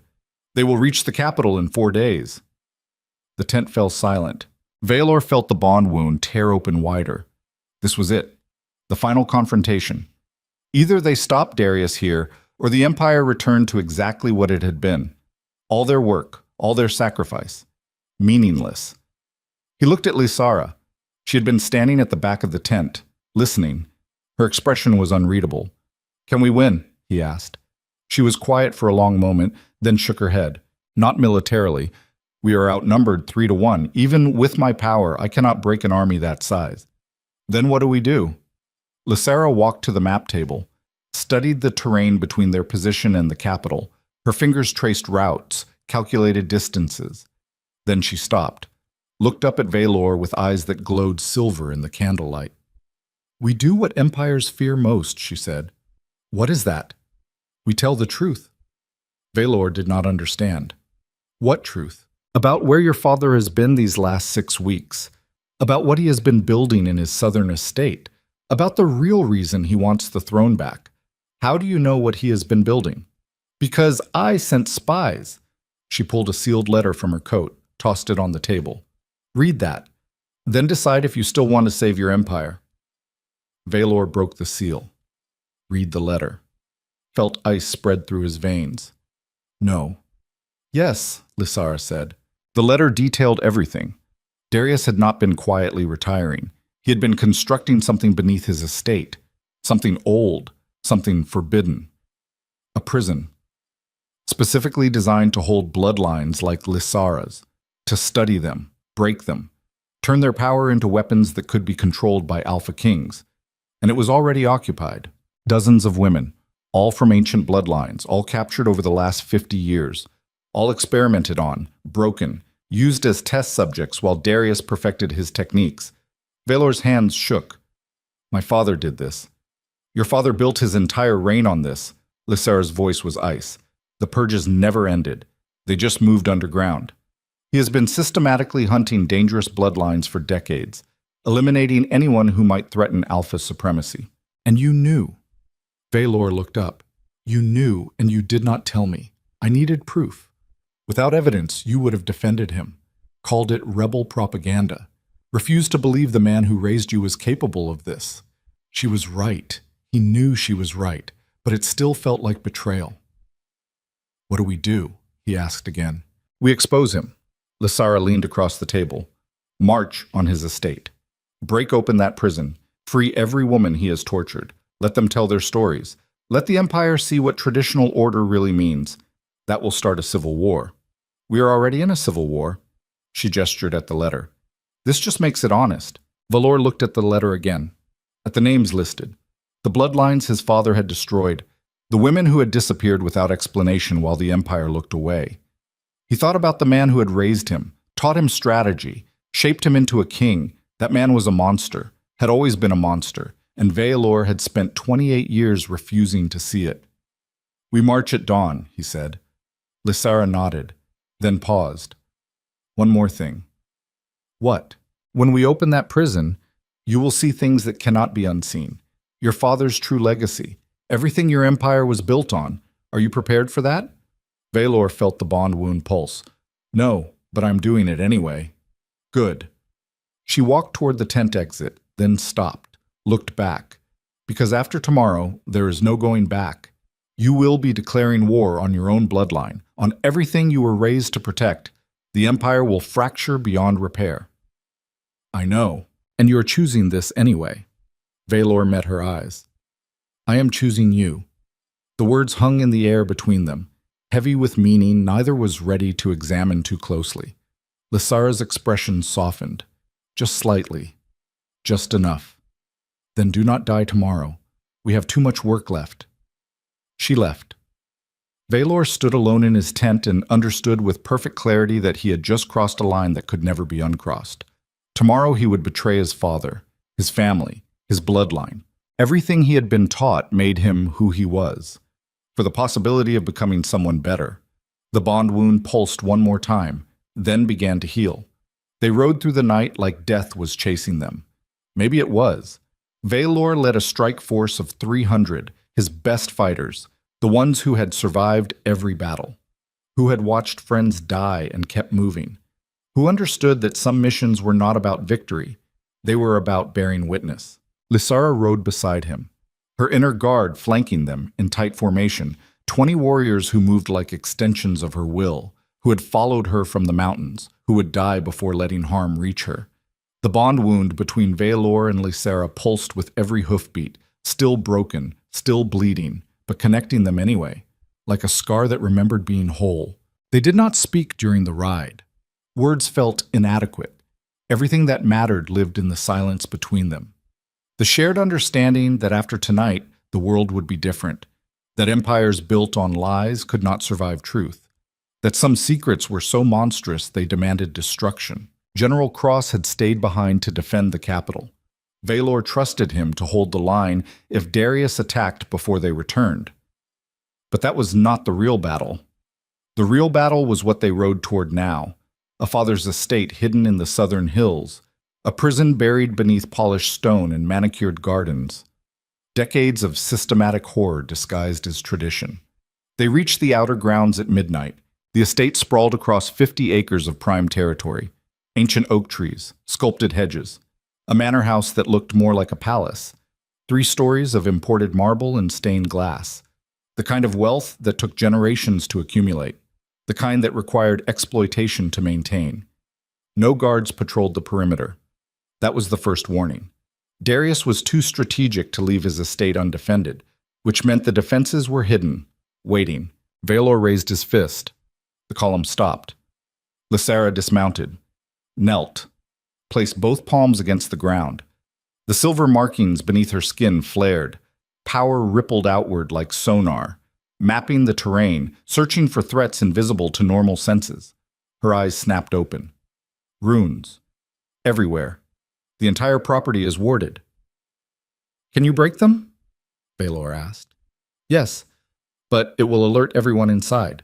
She stood. We lose the element of surprise. We lost that when we decided to come here. Veilor swung down from his horse. Break them. Lysara nodded, raised both hands.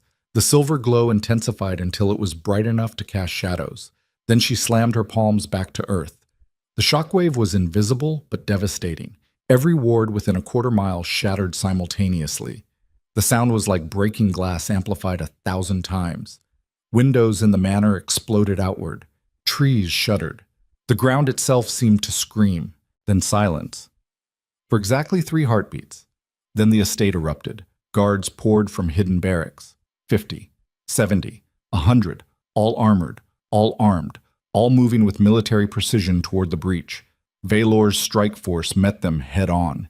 Steel rang against steel. Wolves shifted. Screams tore through the night. Blood turned manicured grass into mud. This was not honorable combat. This was butchery. Desperate violence between people who knew only one side could walk away. Veilor fought at the front. His shoulder wound from 3 days ago tore open immediately. Blood soaked through his armor. Pain was a white-hot spike driven into bone. But he kept moving, kept killing, because stopping meant dying. And dying meant Lysara fought alone. She was 10 yards to his left, moving through enemies like smoke. Her blades were extensions of her body. Every strike precisely lethal. No wasted motion, no hesitation, just efficient destruction of anything blocking her path. The silver markings beneath her skin blazed bright enough to blind. Power radiated from her in waves. It hit the guards like physical force, made their wolves cower, made their instincts scream retreat. But these were professional soldiers, trained to fight through fear. They kept coming. Until Lysara stopped holding back. She dropped her blades, raised both hands. The silver light exploded outward in a perfect sphere. Every guard within 30 feet froze, literally paralyzed, their bodies locked, their wolves trapped inside flesh that would not obey. Lysara walked between them slowly, touched each one on the forehead, whispered something too quiet for Veilor to hear, then moved to the next. When she finished, she released them. The guards collapsed, alive, breathing, but broken. Their eyes were empty. Whatever she had done to them had stripped away something essential, left them hollow. Veilor felt ice spread through his chest. What did you do? Showed them what their employer kept in the basement. Her voice was cold. Let them feel the terror, the pain. the decades of suffering. Now they understand what they were protecting. The remaining guards scattered, ran into the darkness, fled rather than face whatever had just unmade their companions. The path to the manor was clear. Vylor's strike force regrouped.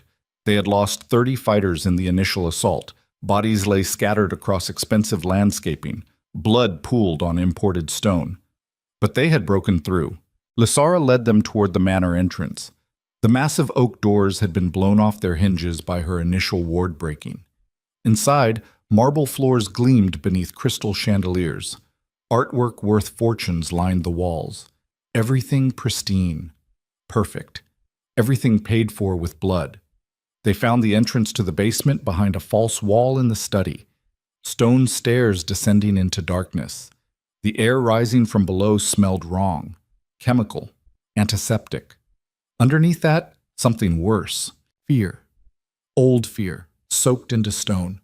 The accumulated terror of people who had suffered here for years. Lysara started down without hesitation. Valor followed. His remaining fighters spread out, securing the manor, making sure nothing escaped. The stairs went down 3 levels, far deeper than any normal basement. This was intentional construction, purpose-built, designed to keep secrets buried where screams could not reach the surface. They emerged into a corridor, smooth stone walls, gas lamps providing weak yellow light, doors lining both sides, each one reinforced steel, each one locked from the outside, each one holding someone. Lysara walked to the first door, placed her palm against cold metal. The silver markings flared, the lock shattered. She pulled the door open. The woman inside was maybe 30, maybe 50. Impossible to tell. Malnutrition and trauma aged people in unpredictable ways. She wore rags. Her hair was matted. Scars covered every visible inch of skin. Some old, some fresh. But her eyes were the worst part. They held no hope, no recognition, just empty acceptance of whatever new horror was about to begin. Lysara knelt slowly, kept her hands visible, spoke in that layered voice that carried power and compassion simultaneously. "You are safe now. We are here to free you." The woman did not respond, did not move, just stared. Lysara stood, moved to the next door, broke the lock, found another woman, this one younger, barely 20. She screamed when the door opened, pressed herself against the far wall, begged in a language Valor did not recognize. Lysara spoke the same language back, her voice gentle, reassuring. Slowly the woman stopped screaming, started listening. They went door to door, broke every lock, found 37 women total. Some could walk, some could not. All of them showed signs of systematic torture, experimentation, the kind of cruelty that required planning, resources, decades of deliberate effort. This was not war. War had rules, limits. This was something else entirely. This was the systematic destruction of anything that threatened alpha supremacy, disguised as research, as necessity, as protecting the empire. This was what Valor's bloodline had built its legacy on. He stood in the corridor surrounded by evidence of his father's true nature and felt something fundamental shatter inside him. Every childhood memory, every lesson, every moment of pride in his heritage, all of it was lies built on graves. Lysara appeared at his shoulder. Her expression was unreadable. "Now you see. Yes, this is what your empire required, what it has always required. The suffering of women who threatened the hierarchy, buried, hidden, erased." Valor could not speak. His throat was too tight. The bond wound in his chest was tearing itself apart.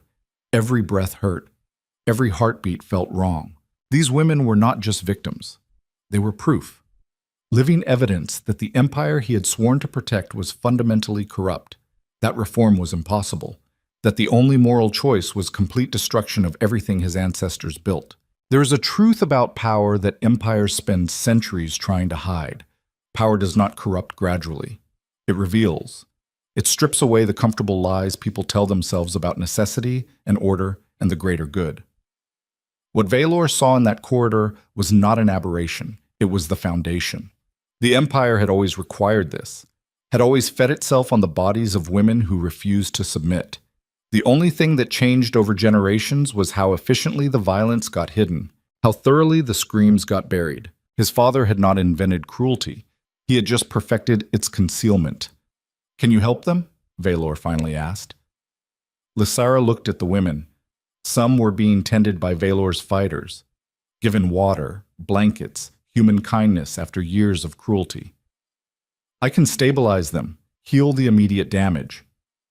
But the psychological trauma, she shook her head. That takes time. Years, maybe lifetimes. Then we give them that time, do we? Lysara turned those silver eyes on him. Because your father is marching on the capital with 20,000 troops. If we stay here providing aid, the empire falls. If we abandon these women to defend territory, we are no better than him. That is not a fair choice. No, her voice hardened. It is the only choice. Welcome to the impossible decisions that come with power. You get to sacrifice something precious either way. This was the lesson empires never taught their rulers. That leadership was not about making good choices.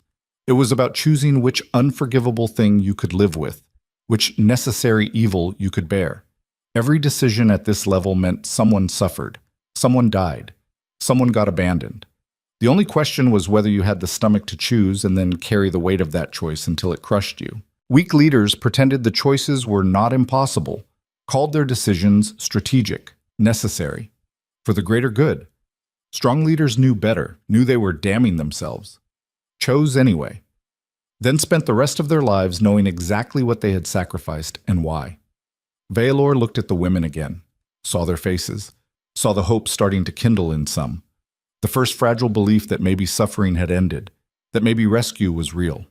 He could not abandon them, but he could not let the capital fall either, could not let Darius retake the throne, could not allow everything they had fought for to be undone.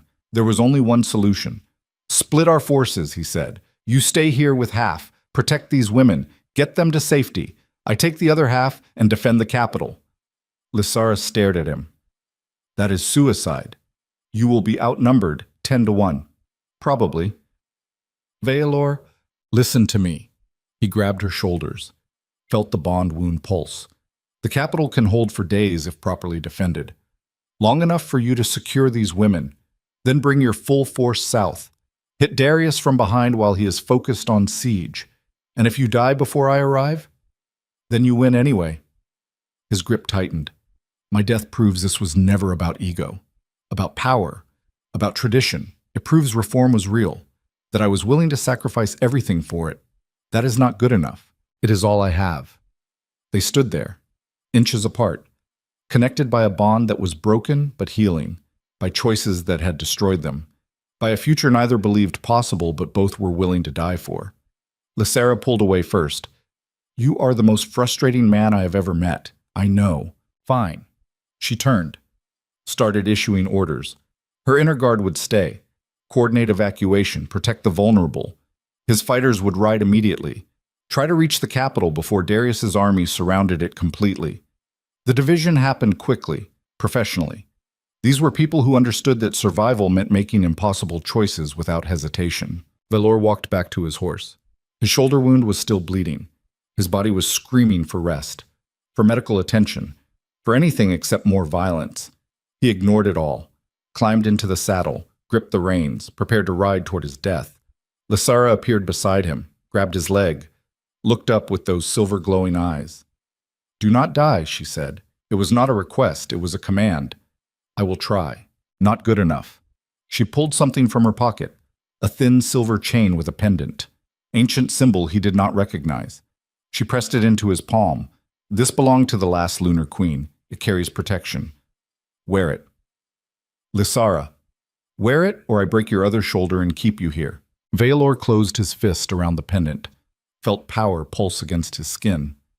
Old magic, the kind that had survived genocide, that had outlasted empires, that had chosen to awaken inside the woman he destroyed. Thank you, he said.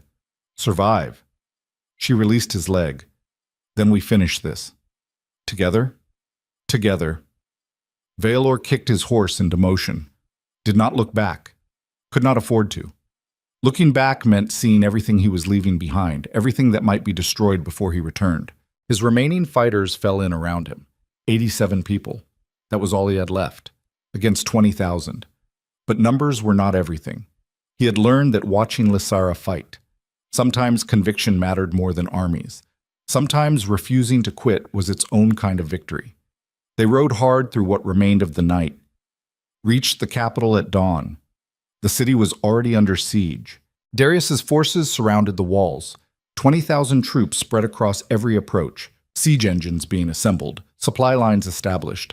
This was not a quick raid. This was methodical conquest by someone who knew exactly how to break fortified positions. General Cross met Vailor at the eastern gate. He looked worse than before, face haggard, armor dented beyond repair, but his eyes were sharp, focused.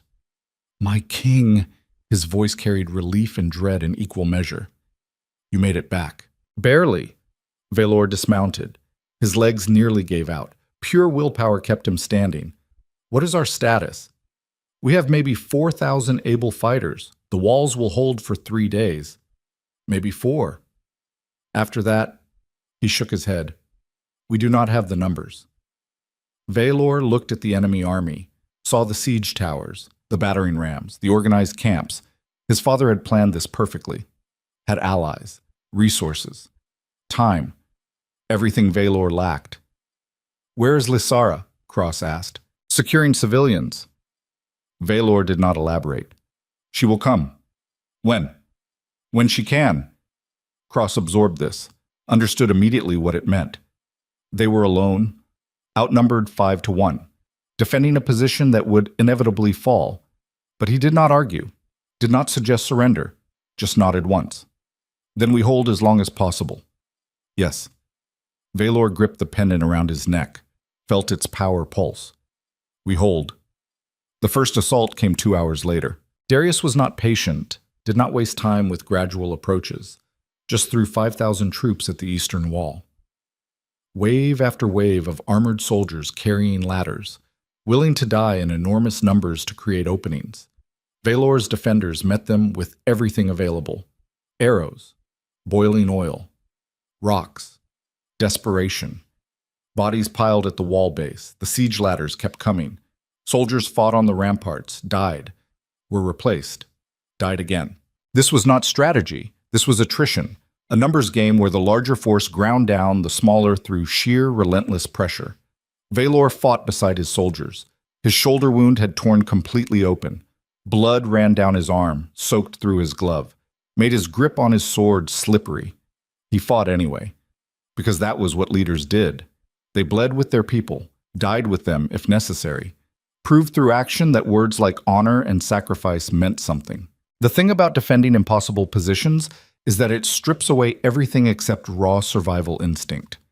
There is no room for strategy, no time for clever tactics, just the desperate animal need to hold one more minute, one more breath, one more heartbeat. That is when you discover what you actually are beneath all the titles and armor and careful training.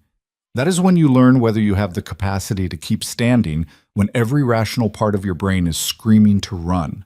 Vailor discovered he could stand, not because he was braver than his soldiers, not because he was stronger, but because he had already lost everything that mattered, had already destroyed the woman he loved, had already betrayed his father, had already watched his empire fracture.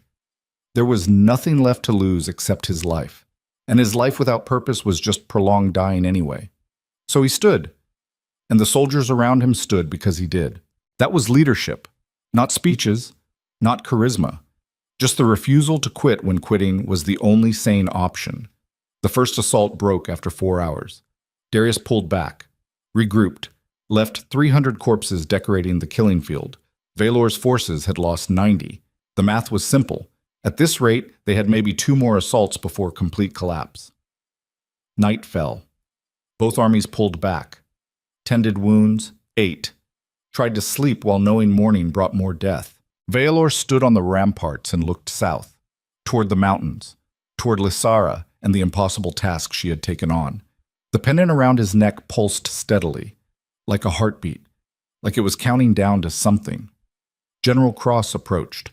"My king, you should rest. I will rest when this is over. That might be sooner than you think."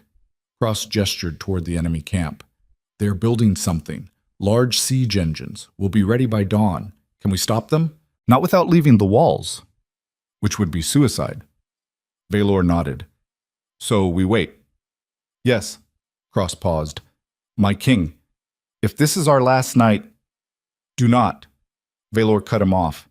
We are not dead yet, but if we were, if tomorrow goes badly, I want you to know it has been an honor serving someone who chose to change, who could have ruled the old way and chose differently. Valor felt his throat tighten. The honor was mine. They stood in silence. Two men who had fought together, bled together, were about to die together, defending a vision of empire that might not survive past sunrise. Then the pendant around Valor's neck flared white-hot. He grabbed it, felt power surge through his body. Not painful, energizing, like drinking lightning. The bond wound in his chest exploded with sensation, not pain this time, connection. He could feel Lysera, not just her presence, her location, her intent. She was coming, fast. Cross saw his expression change. What is it? Reinforcements. Valor smiled. It probably looked insane. Tell the troops to hold until dawn. Then we show my father what happens when you underestimate women who survive you. Dawn broke over a city that refused to die. Darius launched his assault with the new siege engines. Massive towers, trebuchets, battering rams reinforced with iron, everything designed to crack walls that had stood for centuries. They rolled forward like approaching doom. Valor's defenders braced, prepared for the final stand. This was it. Either they held, or the empire fell back into his father's hands. Either reform survived, or tradition crushed it forever. The siege engines reached optimal range. The trebuchets fired. Massive stones arced through morning sky, fell toward the walls with devastating force. Then silver light exploded from the south. A shockwave hit the siege engines. Not physical. Something else. Pure power manifested as force. The trebuchets disintegrated, simply came apart. Wood splintering, metal tearing, mechanisms failing simultaneously. The entire army turned. Lysera stood on the southern ridge. She was not alone. Behind her, thousands. Not just her original force. Not just the freed prisoners. Entire communities. Refugees who had heard the Ghost Queen was marching. Former slaves who wanted revenge. People from every corner of the empire who had suffered under traditional rule. They had come. And at their head stood a woman glowing with silver fire. Power radiating from her like she was the sun made flesh. The lunar bloodline awakened, fully realized. No longer hiding, no longer contained. She raised one hand. The bond wound in Valor's chest ignited, connected to her across the distance. He felt her power, her fury, her absolute conviction that this ended today. Then she charged. 5,000 people followed, crashed into Darius's rear flank like an avalanche, shattered formations, broke supply lines, turned a methodical siege into chaos. Valor did not wait. Could not. The moment for defense had passed. He raised his sword, looked at his defenders, saw them watching him, waiting for orders, believing despite impossible odds. For the empire that should have been, he shouted. For everyone they destroyed, for the future we choose. Then he led them over the wall. 4,000 soldiers followed him into hell. The battlefield was chaos. No formations, no strategy, just desperate violence as three armies collided. Darius's forces were caught between hammer and anvil, Valor pressing from the north, Lysera driving from the south. But 20,000 was still 20,000, even split, even surprised, still enough to grind down both smaller forces through sheer mass. Valor fought through the press. His shoulder was screaming. Every sword swing sent lightning down his arm. Blood loss made his vision blur, but he kept moving, kept pushing toward the center, toward where his father would be. Lysera was doing the same from the opposite direction. He could feel her through the bond, getting closer, leaving destruction in her wake. They met in the middle, back to back, surrounded by enemies, fighting like they had trained together for years instead of being separated by betrayal and grief. The silver markings on her skin were blazing. She was not fighting like a human anymore, not even like a wolf, like something older, primal, a force of nature given flesh. Behind you, she said. Valor spun, blocked, countered. His blade found throat. The enemy fell. Left, he called. She moved, fluid, impossibly fast. 3 enemies died before they realized she had shifted position. They fought for what felt like hours, what might have been minutes. Time lost meaning in combat. There was only survival, only the next threat, the next breath. Then the enemy pulled back, not retreating, creating space. Darius walked through the gap. He looked worse than Valor remembered. Older. The defeat from their previous encounter had aged him, but his eyes still held that terrible certainty, the absolute conviction that he was right. He stopped 20 feet away, looked at his son, then at Lysara, then back. "You could have been great," he said to Valor, "could have ruled for decades, built an empire that lasted centuries. Instead, you threw it all away for her." "Yes," Valor said, "I did." "Why?" "Because empire is not worth the price you paid for it, not worth the lives you destroyed, not worth becoming what you became." "And what did I become?" "A monster who convinced himself cruelty was strength, who built a legacy on graves and called it tradition." Darius smiled. "Without cruelty there is no order. Without fear there is no respect. Without dominance there is chaos. I taught you this. You taught me lies." Valor stepped forward, and I spent my whole life believing them, destroying myself to become what you wanted, until I finally understood the truth. "What truth?" "That the only thing your kind of strength ever built was the conditions for its own destruction." Darius's smile faded. "Then you die." He attacked, not with weapons, with power. Old alpha dominance turned into weapon, the kind that forced weaker wolves to submit, to kneel, to break. It hit Valor like a tidal wave. Every instinct screamed submit. Every cell in his body recognized superior force. His knees started to buckle. Then Lysara's power flared. Silver light exploded outward, met his father's dominance. The two forces collided in the space between them. The air itself seemed to crack. Lysara stepped forward, placed herself between Valor and his father. "No," she said. Her voice was layered, resonant, carrying the weight of every woman the Empire had tried to erase. "You do not get to break him. Not again. Not ever." "You are one woman," Darius said. "Powerful, yes, but still just one." "I am 37 women." She gestured behind her. The freed prisoners had followed, were standing in a line, all of them showing the same silver glow, all of them connected to her, through her. Lysara had shared her power, given them back what the Empire had stolen. "I am every bloodline you tried to destroy," she continued. "Every queen you murdered, every child you slaughtered, every woman who died screaming your name. They are all here, in me, through me." The silver glow intensified. The freed women raised their hands in unison, power built, massive, terrible, ancient magic that had slept for centuries finally awakening. Darius looked at them, saw what he had created through his cruelty, saw the reckoning he had always feared finally arriving. He did the only thing he knew how. He attacked with everything he had, every ounce of power, every trick learned over 70 years, every ruthless tactic that had let him build an empire on bones. It was not enough.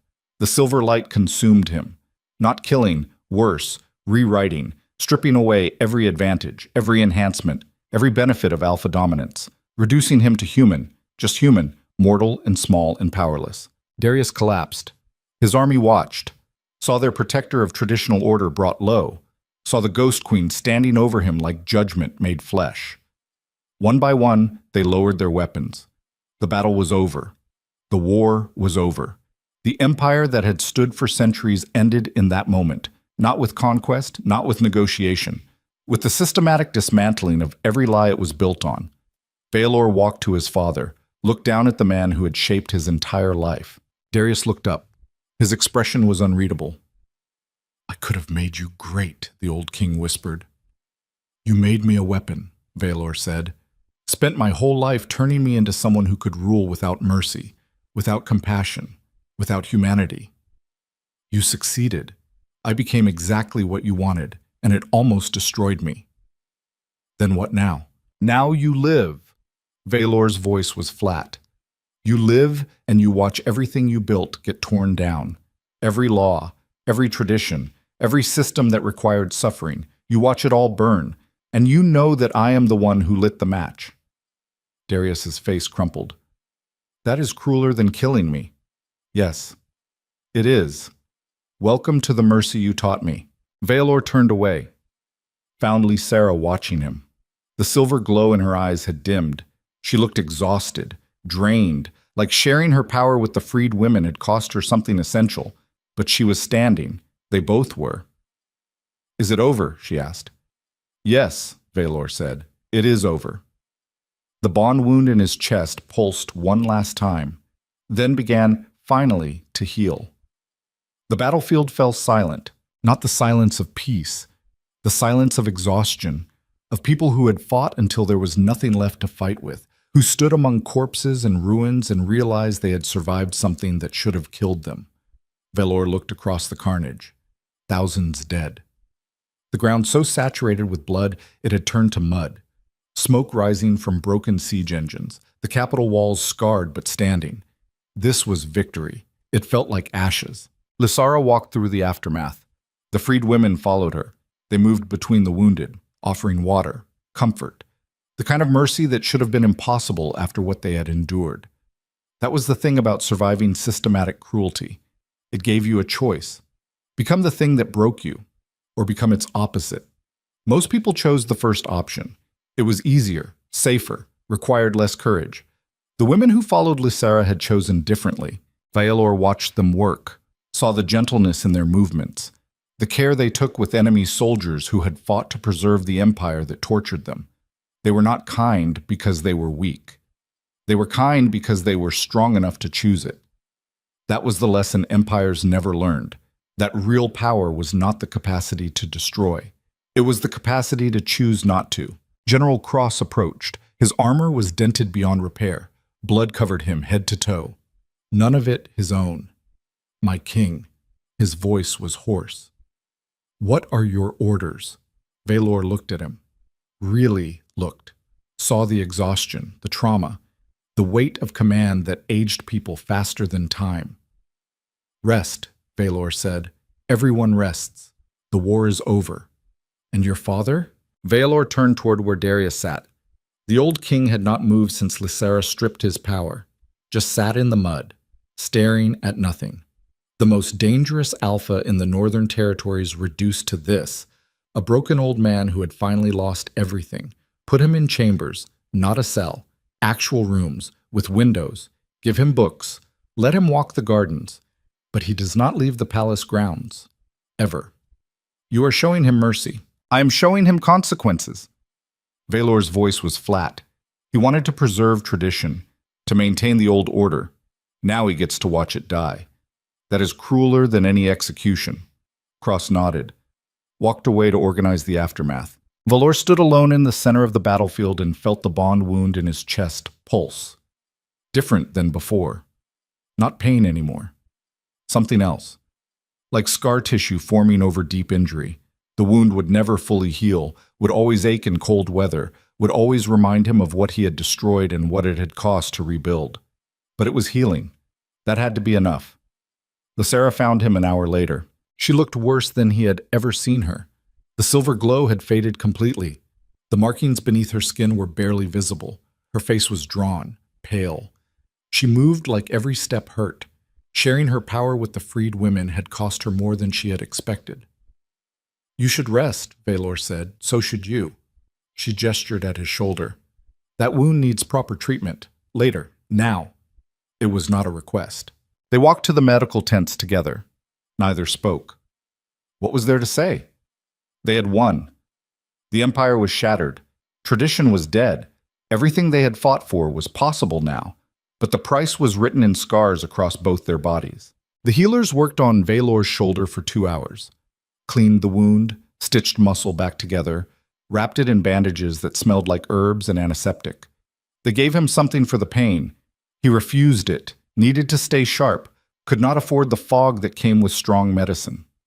Lysera sat nearby. Let healers check her over. They found nothing physically wrong, but exhaustion was its own kind of injury, the kind that did not show on skin but lived in bone. When the healers finally left them alone, they sat in silence. The tent walls filtered afternoon light. Outside, soldiers were clearing bodies, building funeral pyres, beginning the long process of accounting for the dead.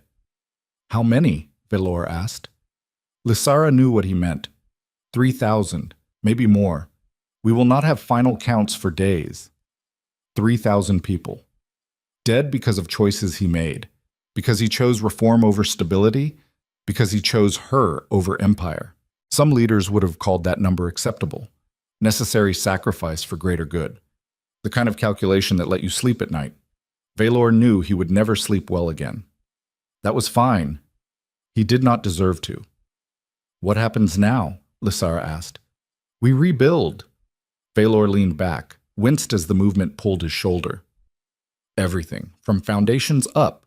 That will take years, decades, maybe centuries. He looked at her. Are you willing to stay that long? Lysara was quiet for a moment, then stood, walked to the tent entrance, looked out at the ruined battlefield. I spent 6 years preparing to be queen, learning protocols, studying strategy, becoming what your empire demanded. Then you rejected me, and I spent months learning to survive without any of that, becoming something your world had no name for. Valor waited. Now you are asking me to go back. She turned. To take a crown. To rule beside you. To become part of the system again. I'm asking you to build something different, not the empire that destroyed you. Something new. And if I say no? Valor felt the bond wound pulse. Then you say no. I will not force you, will not manipulate you. You are free to walk away, just like that. Just like that. Lysara studied him. Her expression was unreadable. You have changed. Yes. The man who rejected me would never have given me that choice, would have assumed I existed to serve his vision. That man was a fool. Valor stood, moved to stand beside her. He believed power meant control, that strength meant dominance, that people were tools to be used for greater purposes. And now I know that power without consent is just violence, that strength without compassion is just cruelty, that using people destroys both them and you. Lysara smiled. It was sad. Where was this wisdom 6 months ago? Buried beneath everything my father taught me. It took losing you to find it. They stood together, looking out at the aftermath of war, at the cost of learning lessons that should have been taught without bloodshed. There was a truth about transformation that no one talked about. Real change did not happen because people suddenly saw the light. It happened because they destroyed everything they used to be and rebuilt from wreckage. It was violent, painful, the kind of process that left scars deeper than flesh. But it was the only way people actually changed, the only way systems actually evolved. You could not reform empire from inside. You had to burn it down and build something else entirely. That was what they had done, what they were still doing, and it would cost them everything they used to be. I will stay, Lysara said finally, but not as your queen. What then? Your equal. She turned to face him. No titles that put me beneath you, no ceremonies that require me to kneel, no systems that assume I exist to serve. We build this together or not at all. Valor felt relief flood through him. Together. She held out her hand. He took it. The bond wound pulsed. Stronger now. Healing faster. They had a long way to go. The empire was fractured. Noble houses were in rebellion. Winter was coming and food was scarce. Every problem that existed before the war still existed after, but they would face it together. That had to be enough. The next 3 months were chaos. Rebuilding a government from scratch while managing thousands of displaced people, negotiating with fractious nobles, distributing aid, preventing starvation. Every day brought new crises, new impossible decisions. Valor worked 18-hour days. His shoulder healed slowly, left him weaker on his right side. Some nights the bond sickness still flared, reminded him that severing a destined bond carried permanent consequences. But Lysara was there, working beside him, not beneath him. They made decisions together, argued, compromised, built something neither could have created alone. The first law they passed abolished bond rejection ceremonies, made it illegal to sever a destined connection without mutual consent. The punishment was exile, permanent, irrevocable. Some nobles protested, called it government overreach, an attack on alpha rights. Valor let them complain, then enforced the law anyway. The second law outlawed forced matings. Any bond formed under coercion was automatically void. Women could reject alphas without consequence. without ceremony, without permission from anyone except themselves. More nobles protested, claimed this would destroy pack stability, undermine traditional authority.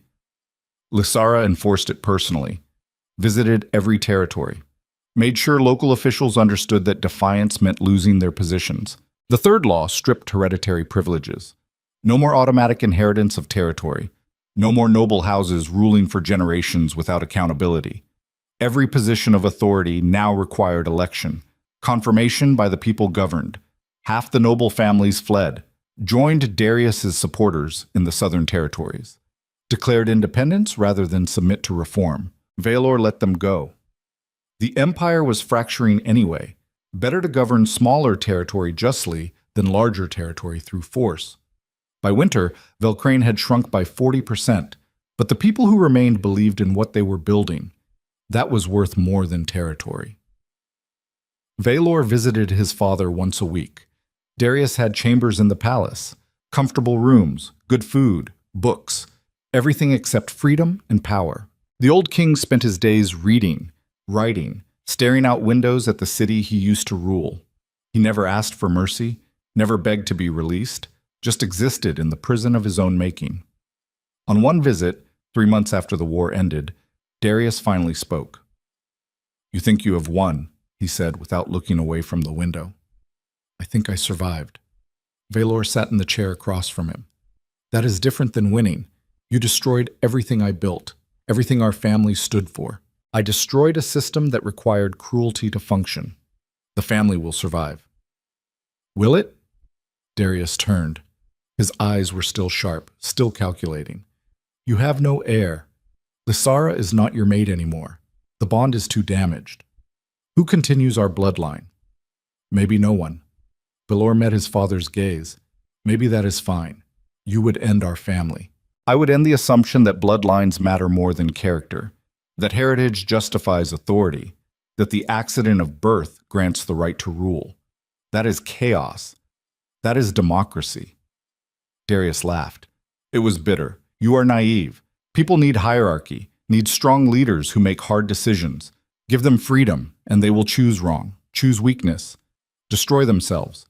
You spent 70 years believing that. Look where it got you." The old king fell silent. Valor stood to leave, paused at the door. "You taught me that power came from dominance, from control, from forcing others to submit. You were wrong. Real power comes from choosing to change, from admitting mistakes, from becoming someone better than you were." Darius did not respond. Valor left, did not look back. There was a lesson in confronting the people who broke you, not for their benefit, for yours, to prove you survived, to demonstrate you were no longer the person they destroyed, to close the chapter on who you used to be. Valor was closing chapters, letting go of the man his father wanted him to be. The ruler trained to prioritize empire over humanity. The king who believed cruelty was strength. That version of himself was dying. Something better was being born. Spring arrived slowly. The capital started rebuilding, not just physically, culturally. Old traditions were questioned, examined. Most were discarded. The ceremonies that glorified domination, the rituals that demanded submission, the 1,000 small cruelties that empire called necessary, all of it went into the fire. In its place, new traditions emerged. Councils where common people had voices, courts where women could testify against alphas without fear, systems that prioritized justice over hierarchy. It was messy, imperfect, full of mistakes and false starts, but it was theirs. Lysara spent her time with the freed women, helping them integrate, teaching them skills, giving them space to heal at their own pace. Some recovered quickly, found purpose, built new lives. Others struggled, carried trauma too deep for easy healing, needed years of support. Lysara gave them all the same thing: time, resources, unconditional acceptance. She never pushed them to forgive, never demanded they move on, just created space for whatever healing looked like for each individual. That was leadership, not forcing people to follow your vision, creating conditions where they could discover their own. On the first anniversary of the war, they held a memorial. Every name was read aloud. 3,247 people, soldiers and civilians, reformists and traditionalists, everyone who died in the conflict. It took 14 hours. Vailor stood on the platform and listened to every name, forced himself to hear, to remember, to carry the weight of what his choices had cost. Lysara stood beside him, silent, present, bearing witness alongside him. When the last name was read, the city fell silent. Then someone started singing, a traditional mourning song. Others joined. The melody spread through the crowd, thousands of voices harmonizing, turning grief into something beautiful. Vailor felt tears on his face, did not wipe them away, let them fall. Let himself feel the full weight of loss without trying to control it. That was growth, not suppressing emotion, not pretending strength meant stoicism, just letting yourself be human in front of people who needed to see their leader was capable of grief. After the ceremony, Lysara found him on the palace balcony. The city spread below, lights flickering in windows, smoke rising from chimneys, life continuing despite everything. "You did well today," she said. "I read names. That is not difficult. You bore witness. You let them see you grieve. That is harder than most people realize." They stood in comfortable silence. The bond wound pulsed. Steady now, regular, like a heartbeat that had learned its rhythm. Vailor turned to her. "I need to ask you something." Lysara waited. "The bond between us. It is healing, but it will never be what it was. Never be destined again. Do you—" He paused, searching for words. "Do you want to try anyway?" "Try what?" "This. Us. Without the bond forcing connection. Without destiny making it inevitable. Just two people choosing each other." Lysara looked out at the city. Her expression was thoughtful. "I spent years believing you were my destiny, that the bond made us inevitable, that we were meant to be together." "Past tense," Vailor noted quietly. "Yes." She turned to face him. "Because I do not believe in destiny anymore. Destiny is what empires use to justify cruelty, to claim some people are meant to rule, meant to dominate, meant to destroy. So that is a no." "No." She smiled. "It is a maybe. I do not want destiny, do not want inevitable. Want the choice. Every day. To wake up and decide if this is still what I want. And right now? Right now I choose to stay." She took his hand. "But ask me again tomorrow, and the day after, and the day after that. Let me choose you new every time." Vailor felt something warm spread through his chest. The bond wound pulsed. Not painfully, just present. A reminder of what they had survived. "I can do that," he said. "Good." They stood together as night fell over the city. Two people who had destroyed each other, rebuilt themselves, found each other again not through destiny, but through choice. That was stronger than any bond. 2 years passed. The empire stabilized, not into what it was, into something new. A federation of territories, each one governing itself, united by shared values instead of forced submission. Some territories thrived, implemented reforms, built systems that prioritized people over power. Others struggled, clung to tradition, resisted change. Vailor and Lysara let them, did not force conformity, just offered support to those who wanted it, demonstrated through example what was possible. The southern territories under Darius's supporters remained separate, built their own federation, preserved traditional values. They were not enemies exactly, just different, following a different path. That was fine. The world was large enough for multiple visions. Vailor's shoulder never fully healed, left him with limited mobility, chronic pain. He learned to work around it, adapted his fighting style, accepted that some wounds were permanent. Lysara's power stabilized. The silver glow faded but never disappeared completely. She could access it when needed, but it cost her, left her drained for days afterward. She learned to use it sparingly, to rely on other strengths, to build power through community instead of individual dominance. The freed women integrated into society. Some became leaders, others teachers, healers, warriors. They scattered across the territories, each one carrying the knowledge of what they had survived, what they had overcome. They became living proof that cruelty did not have the final word, that people could be broken and still rebuild, that survival was its own kind of victory. On the second anniversary of the war, Vialor and Lysera stood on the same balcony. The city below had changed. New buildings, new faces, new traditions. The old empire was gone. What replaced it was imperfect, messy, full of conflicts and contradictions. But it was theirs. You ever regret it? Valor asked. Choosing to stay. Every day, Lysera said, then smiled. And every day I choose it again anyway. Why? Because regret and commitment are not opposites. You can question your choices and still stand by them, can acknowledge the cost and still believe it was worth it. Valor absorbed this, the wisdom of someone who had survived losing everything, who understood that strength was not certainty, it was continuing despite doubt.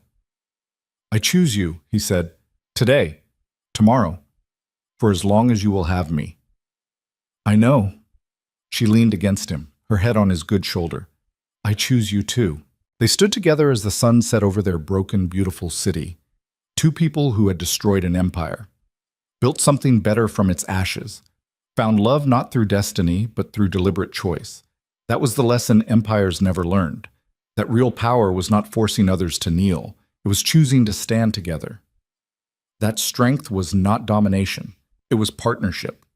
That the future belonged not to those who crushed opposition, but to those brave enough to change. Somewhere below, in chambers overlooking gardens, Darius sat alone, an old king watching the world move on without him, learning the hard truth that empires built on violence eventually consumed their builders. Somewhere south, in territories clinging to tradition, other alphas ruled the old way, dominated, controlled, built temporary power on foundations of fear. They would learn eventually, or they would not. Either way, the world was changing, moving forward, leaving behind anyone who refused to grow. And on a palace balcony in the heart of what used to be Velcrane stood two people who had learned the hardest lesson of all, that becoming someone worth following required first destroying who you used to be. That love after betrayal was not soft, it was scar tissue. Fragile in some places, unbreakable in others. That the most dangerous thing an empire could create was not a ruthless king. It was a woman who survived him. The bond wound pulsed one final time, then settled into silence, healed as much as it ever would, still present, still aching in cold weather, but no longer bleeding. Valor looked at Lysera, really looked, saw the woman who had died in the snow, who had risen from death, who had chosen to rebuild instead of revenge. Thank you, he said. For what? For surviving me, for giving me the chance to become someone better, for choosing me when you had every reason not to. Lysera smiled. Do not thank me yet. We have decades of work ahead, mistakes to make, crises to manage, impossible choices that will haunt us. I know. And you are still willing? Every day. He took her hand. For as long as you will have me. Then let us begin. They turned away from the balcony, walked back into the palace, into the work of building a world that valued people over power, justice over domination, choice over destiny. It would be hard, exhausting, full of setbacks and failures, but it would be worth it, because the alternative was becoming what they had fought so hard to destroy. And neither of them could survive that.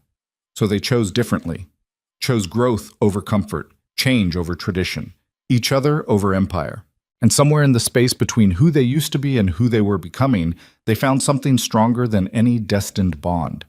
They found partnership, built on choice, renewed daily, tested constantly, fragile and fierce and completely their own. That was the real victory, not defeating Darius, not reforming the empire, not even surviving the war. The victory was learning that strength was not about standing alone. It was about choosing who to stand with, about admitting you needed help, about becoming vulnerable enough to change. Valor had been raised to believe vulnerability was weakness, that needing others made you lesser, that real power came from self-sufficiency. He had learned better, the hard way, through loss and betrayal and choices that nearly destroyed him. Now he knew the truth. That the strongest thing you could do was admit you were broken, ask for help, choose to change instead of repeating the same patterns. That took more courage than any battle, more strength than any display of dominance. That was the legacy he wanted to leave. Not an empire that lasted centuries, not a bloodline that ruled for generations, Just the proof that people could choose differently, could break cycles, could become better than what they were. The palace absorbed them. Meetings waited. Decisions needed making. The work of governance never stopped. But they faced it together, equal partners, neither dominant, neither submissive, just two people who had survived the worst and chosen to build something better from the ruins. Years would pass, decades. Eventually they would grow old, die, be replaced by others who would continue the work or undo it. That was fine. Legacies were not about permanence, they were about proof. Proof that change was possible, that empires could evolve, that people raised in violence could choose differently. They had provided that proof, written it in blood and sacrifice and daily choice, left it for whoever came next. That would have to be enough. And on nights when doubt crept in, when the weight of impossible choices felt crushing, when regret threatened to overwhelm everything else, they had each other. Two people who had destroyed an empire together, who had rebuilt it into something that did not require cruelty to survive, who had chosen each other not because destiny demanded it, but because every morning they woke up and decided love was worth the cost. That was stronger than any bond, more powerful than any crown, more enduring than any empire. That was the truth empires spent centuries trying to hide. That real power was not forcing others to kneel. It was choosing to stand together. That strength was not domination, it was partnership. That the future belonged not to those who crushed opposition, but to those brave enough to transform. And in a palace that had once glorified submission, stood two people proving that truth with every breath, every choice. Every day they chose each other new. The Ghost Queen and the Alpha King who learned that the most revolutionary act was not destruction. It was deciding to become someone different than who you were. Together.